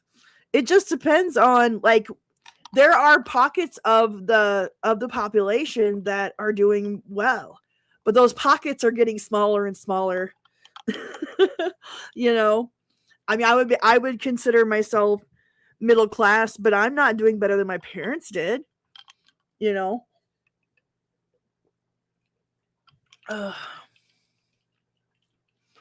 Yeah, I agree. I'll go full conspiracy theory with you. This is where I was when COVID happened. And I'm just going to be honest with you, and you might not like this, but I'm just going to be honest with you. Okay? We're all going to have a fun discussion. Can we have it? Can we handle it? When COVID happened, I concluded that it was done intentionally. And I really feel like it was because I believe, and I believe this for years, that the world is run by a very small group of people with lots and lots and lots of money. People that you never see, people that you hardly even know their names. You might not even know their names, but they're the ones who run the world, right? As the result of globalization. Listening, let me break out the weed. Okay. I believe that COVID was a bioweapon. I believe it was done intentionally to remove Donald Trump from office. I think that they so did not expect him to beat Hillary Clinton that it knocked him on their ass. And they tried the Russia stuff, and eventually they were like, we got to get rid of him. Yeah, and I think Epstein files agree with. I never got vaccinated. I never took the poke. And I was like, there's no way I'm ever going to take that. So, like, I felt it was a way to get rid of Trump. And I think that the 2020 election was all a bunch of bullshit. Now, whether it was rigged or stolen or all that stuff, I don't know the details. But I think that was all done between COVID and the election, whatever happened, to get rid of him. And they almost did. Now, whether you like him or hate him or whatever, I think that's what happened. And it's pretty incredible that he survived an assassination attempt and came back and won another election. That's pretty wild when you think about it. They tried to put him in prison. They tried to assassinate him. They tried to bankrupt him. Love him or hate him. Like, it'll be interesting to see how the history books write his story. We've never seen a figure like this since FDR, Lincoln, or Washington. Love him or hate him, that man has had a huge impact on all of our lives. Don't say I'm a Trump supporter. Did I say I'm a Trump supporter?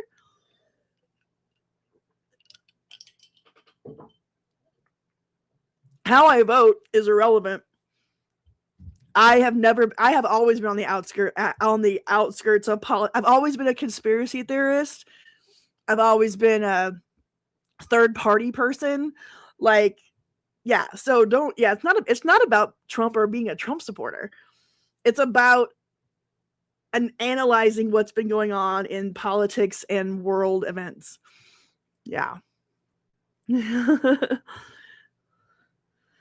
Yeah, your household doesn't take any drug and use less than 10 years. That's fair. Yeah. I understand why you think this. It is all just so, what's the word? Conspiracy theory. Yeah. So, and vaccines might be safe, but there was no way I was going to get a forced poke. There was no way. And I'm so thankful that I was in a position to be able to say no, because some people weren't. Some people were going to lose their jobs, their careers, their, I mean, my grandma died in 2020, and she died by herself in a nursing home, and we didn't get to go near her because of this crap. So, yeah, the mandates when you knew it was bogus. Yeah, Trump was a Democrat. You were right, Jake. Did the same thing to Robert F. Kennedy Jr. Yeah. So, like, the world is, all the world's a stage, right? All the world's a stage. It's all right. I didn't mean to get emotional about it, but the second you start thinking about, like, if you really start thinking about what happened in the world for those couple of years, 2020, 2021, and the reaction of our governments and the amount of people that just followed along and didn't question. And then if you questioned, you would get shouted down, yelled at, canceled, ignored, debanked, lose your jobs. Like, it's weird.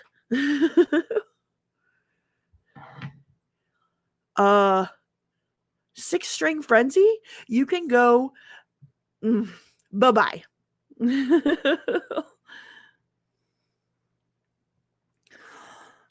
I'm quoting Madonna.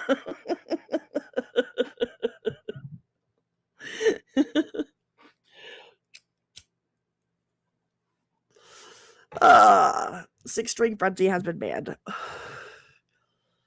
All right. Anyways, let's end out this chapter. I'm pretty sure that was some Shakespeare guy. Yeah.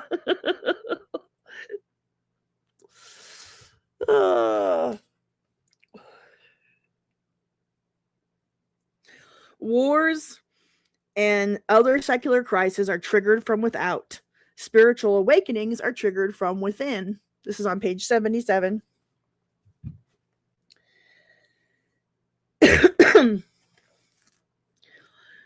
When a society is in the midst of a crisis era, as America was in 1941, and they are now, generational forces tend to congeal a secular crisis from whatever exogenesis events arise. Had the world not drifted into global depression and war in 1941, the cycle suggests that some other historic emergency would have gripped the nation, given the age location of the respective peer personalities. Inner fixated missionary prophets in their 60s, plucky lost pragmatists in their 40s, outer fixated GI doers in their 20s, and the undemanding silent in childhood. America was poised for decisive and effective action. So what they're saying is in the 1940s, if the Depression and war hadn't happened, something else would have happened in order to put them into a crisis because of the generations and the peer personalities of the different generations that were around at the time. And so, considering the generations that are around now, if it wouldn't have been COVID, if it wouldn't have been, whatever, something would have happened that would have caused a crisis right now. The pandemic, yeah.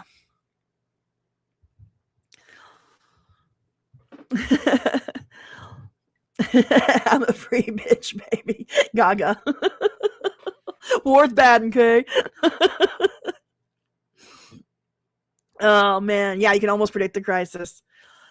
The other Shakespeare quote, life is a tale told by an idiot full of sound and fury signifying nothing. I tell you, Shakespeare is incredible.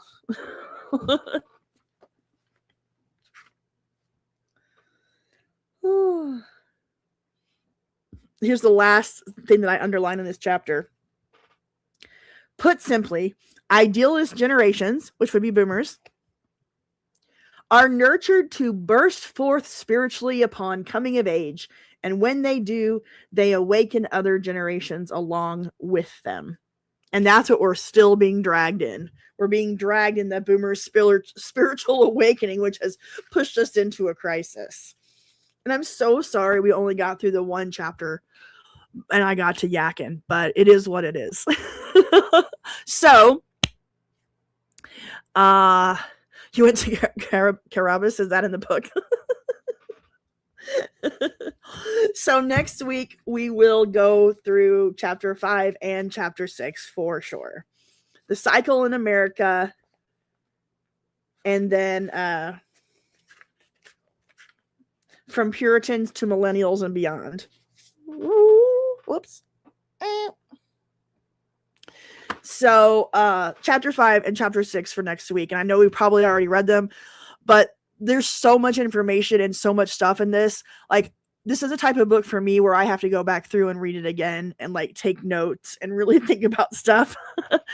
Have you guys, Grendelson, you do need to be my co-host.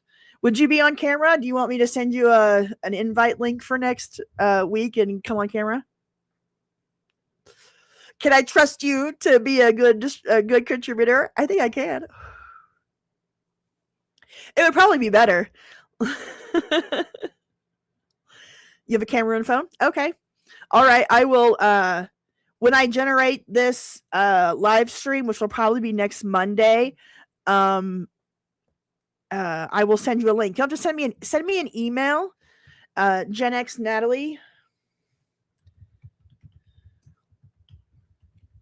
Send me an email, and I will keep you up to date on what I got going on, and I will send you the invite link to join me on camera next week. Cool? You've been sending me emails? I haven't checked my email in so long. I'm so sorry. Here, I'll check it right now. Oh my goodness. I have so many emails. Oh man, affiliate partnership opportunities.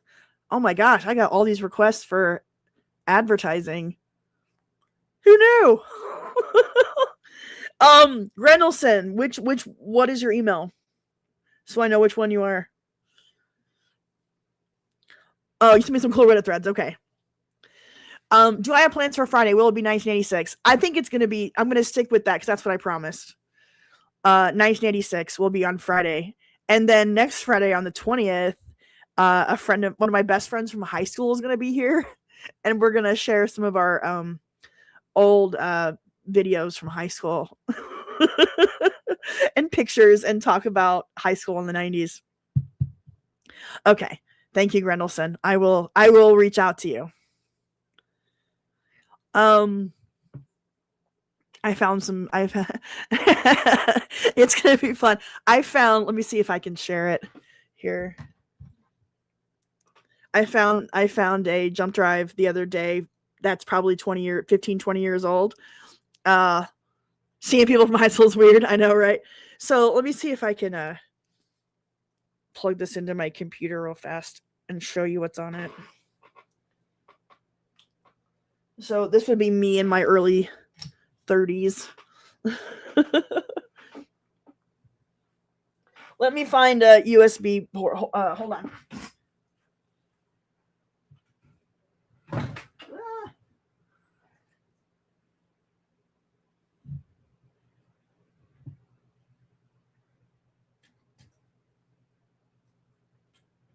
Get in there.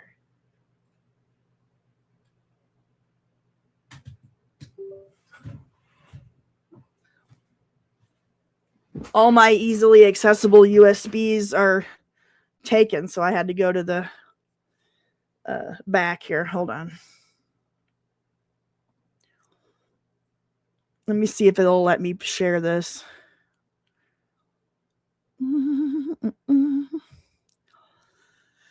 Seriously? It doesn't let me share different apps. It has to be here. I'll just move the camera. If you really want to see pictures of from long ago. Camera's moved to my screen. Ooh. There. Make it bigger. So I used to live in Park City, Utah. Well, not I lived outside of Park City, Utah, but I would go up there for Sundance Film Festival. And so this is downtown Park City. Can you guys see this? Here, I'll go closer.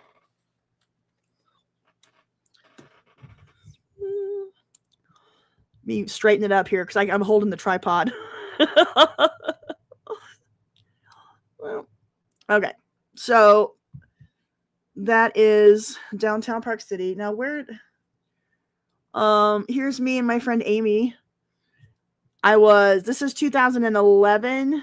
We're at Sundance. I volunteered at Sundance that year, so I worked at it.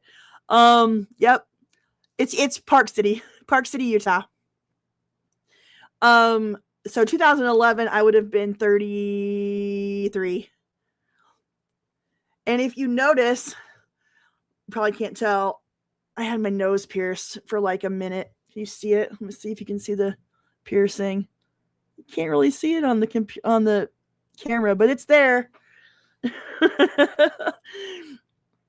So that was me in Park City.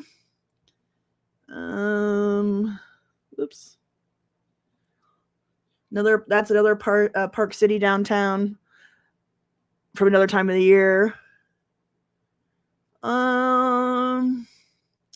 Park City again.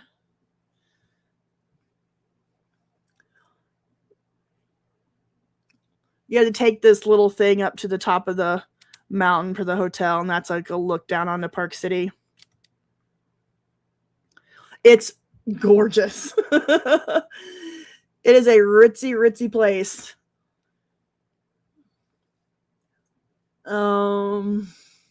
There's me and some coworkers. We were on a scavenger hunt throughout Park City, so we had to take pictures at different locations. So there's me. Oh yeah, Park City is like a super small town. Oh yeah, that was the year that James Franco had a Three's Company installation at Sundance. It was a whole recreation of the Three's Company set. It was pretty fun. 2010 getting close to being 20 years ago freaks me out a bit. I know, right? Yeah. This is 15 freaking years ago. Oh, here we go. There's a Sundance. I still have like these blue life preservers. These blue vests. I still have that. They were given to all of the volunteers that worked at Sundance Film Festival that year. They were designed by Kenneth Cole. I still have mine, and it says Sundance in the front of it. It's 2011. Sundance is moving to Colorado. Shut up. That makes no sense.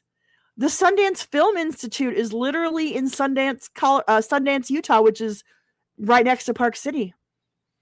That makes no sense. So see here, you can say, see Sundance Film Festival. So you can see I'm not lying. And they had the different exhibits throughout the town. The different exhibits and the different they played movies in different places. So there's like one small movie theater, and then they play movies at like the church, movies at these different auditoriums and stuff. So I got to see a movie with Kevin Smith and Jason Mewes. I wish I had pictures, but that was the year that they released Red State. Kevin Smith did a movie called Red State, and I went to the premiere of that at Sundance, and he was there. He was wearing a big old hockey jersey, and Jason Mewes was with him, and I got to talk to him and everything. I just didn't take any pictures, and I should have. Oh, it's not great. Red State's not that great. Okay. I have more pictures. Hold on. There's more on this. Okay, yeah, there's more on this. You have Kevin Smith's stories? Nice. All right. Here, I'll show you my 15-year high school reunion. I'm just going to show you all kinds of fun pictures. So here's me at my 15-year high school reunion. I'm on the left. So I was 32 around that time. Right here is Julie. She was my best friend in high school. I have a lot of videos of us when we were in high school. Yeah, bonus. Here's me and Julie again. Now, she's not the one that's going to be here next week. Amy, my other BF, is going to be here next week, but or the 20th. But I'm going to try to get Julie. Julie and I have videos that we recorded back in high school, like just of all kinds of shit. So she has them, and I'm going to be getting them from her and digitizing them so I can show you guys. There we are again. Me and Julie. I'm gonna never go to any, then show up at my 50th. You're funny. Let's see. Oh,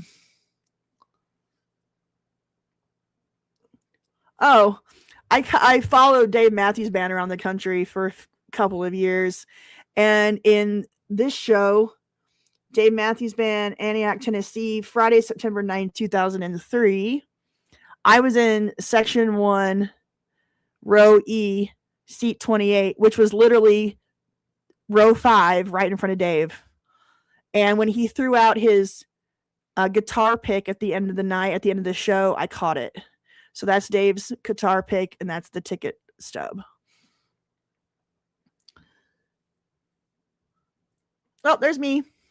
I had just gotten a haircut, and I liked it so much that I took a picture. Did I ever have a good chat with Dave? Never. I've never had a chat with Dave. So that's me when I was 32. Oh, there's where I got the nose ring, the nose piercing. So that was me at about 31, 32. Yep, catching a guitar pick is better than catching a bouquet. You have 2 from Bare Naked Ladies? Nice. Look at that. Look how rebellious I am.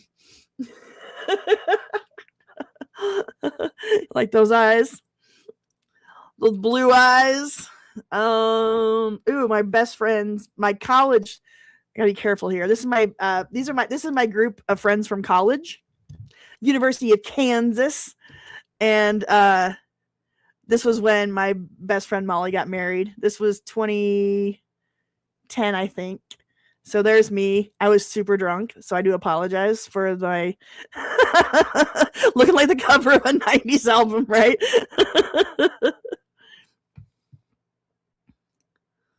Oh, I don't know. So yeah, we were getting pretty hammered that night. I don't know why that picture got so small, but there it is. Oh, there we go. Me and Molly. The eye slits and holding a beverage, yeah. Between all the weed we smoked and all the beer that was drank. Oh, let's see. Park City. RJ Reynolds. This is when I worked for RJ Reynolds. Ah, yes. This was the team that I worked for Camel for RJ Reynolds. So there I am. Right there. Boop. I was 32. So yes, I worked for Camel Cigarettes for a long time. That's Team Salt Lake. So we were the ones pushing all the cigarettes throughout the state of Utah. You're welcome. Oh, this was in Reno, Nevada. Me and my friend Amy. Did everyone smoke? There was actually non-smokers at Cigarette Taster. There's actually non-smokers that work for Camel, believe it or not. So this was back when they were introducing snus into the marketplace. And we were having a contest. Team Salt Lake was having a contest with Team Reno to see who could sell the most snus. And we won the first battle. So we snuck over to the leader of Team Reno, the big department head of Team Reno. We snuck over to his house in the middle of the night and left a sign on his driveway and took a picture of. That's me being doing some corporate funnery. We left our snooze sales, now up yours. It was kind of fun. And we all RJ Reynolds gave everybody a Ford Escape. So, and you got a new one every 2 years. So anytime we'd have a meeting anywhere or a lunch anywhere, there'd always, it looked like a Ford Escape convention in the parking lot because we all drove brand new Escapes. Yeah, go to the Swedish neighborhood to win that, right? Yeah, snus was definitely big in Sweden. It never quite caught on here, but now you have the Zins or whatever they're doing now. So we were ahead of our time. And that weekend, I went to see Joel McHale do stand up in Reno. Joel McHale was on Community and was on The Soup. What was the straw that broke the camel's back, made you quit working for Camel? They wanted to move me to California. It was a promotion. They wanted to move me to Palo Alto, California, and give me the territory of Silicon Valley. And it was a big promotion. It was a big deal. But the financial package that they gave me, which was very, very nice, they were going to give me a cost of living allowance, a COLA, and plus a rise in salary, get the car and everything. So it was a 6-figure package. I'm not going to lie. But moving from Salt Lake to Silicon Valley, the cost of living was so enormous that the nice compensation package would basically mean me making less money after it was all said and done. Yeah. So, and I would have gone to Humboldt County. I would have gone to the Emerald Triangle where all the weed is. I would have gone to that if they would have given me that territory, but they gave me Silicon Valley. And literally, I was my 1-bedroom apartment in Salt Lake at the time was like $800 a month. And I was looking at 1-bedroom apartments in Silicon Valley 15 years ago, and they were $3,500 to get anything decent. And I was like, I can't afford this. And so I turned it down. And when I turned it down, my career stalled with them a bit, because once you turn an opportunity down, they don't like you. And so I decided I wanted to move back home, and yada. Was Arnold still governor then? 2010, I think he was. This is when I went to Las Vegas for we had our corporate convention at the Venetian in Las Vegas in January of 2011. So that was my hotel room in Las Vegas. I wish I had more Las Vegas pictures. My view out my room in Vegas. Oh man, wonder what your life would have been like if you went to Humboldt. That's a good question.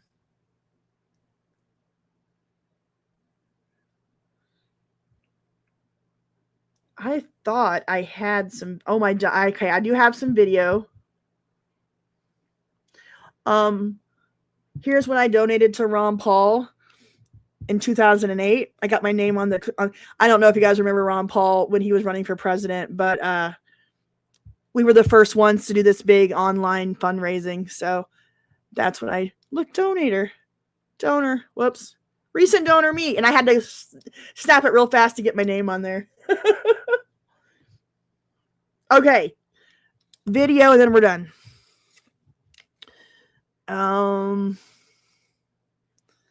Let's move it over. Hold on. Hold on. I need a record of our friendship. That's my friend Rebecca. I gotta be that way. Beck Shaw. Where's me?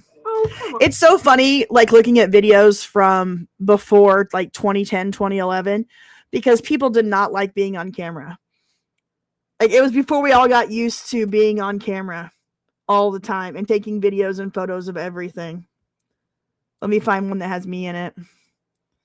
I need to be careful here because there's my friend Amy, because I don't know what are on these videos. Surely I'm in here somewhere. Maybe not. I'm always the one taking the video. So, oh, there's me. I guess I'm taking video of you. Oh, really? Yeah, so we gotta get some motion on that one. There's me. There we go. 2008, 2009, maybe. Awesome. I know. Are you sure? Oh, there's me. Maybe a thing. Is the clock moving? Oh, no, make it move or stop. This was just like a little camera that I had won in a contest. So it doesn't have any great videos. Take a video memory of what we're talking. Let me see if I'm on here. Nope. Anyway, there's more in here. But I think I'm going to call it a night. Oh, thank you, Joseph. You're so kind. Oh, but I have way more stuff. Just like I've come across so much stuff, it's ridiculous.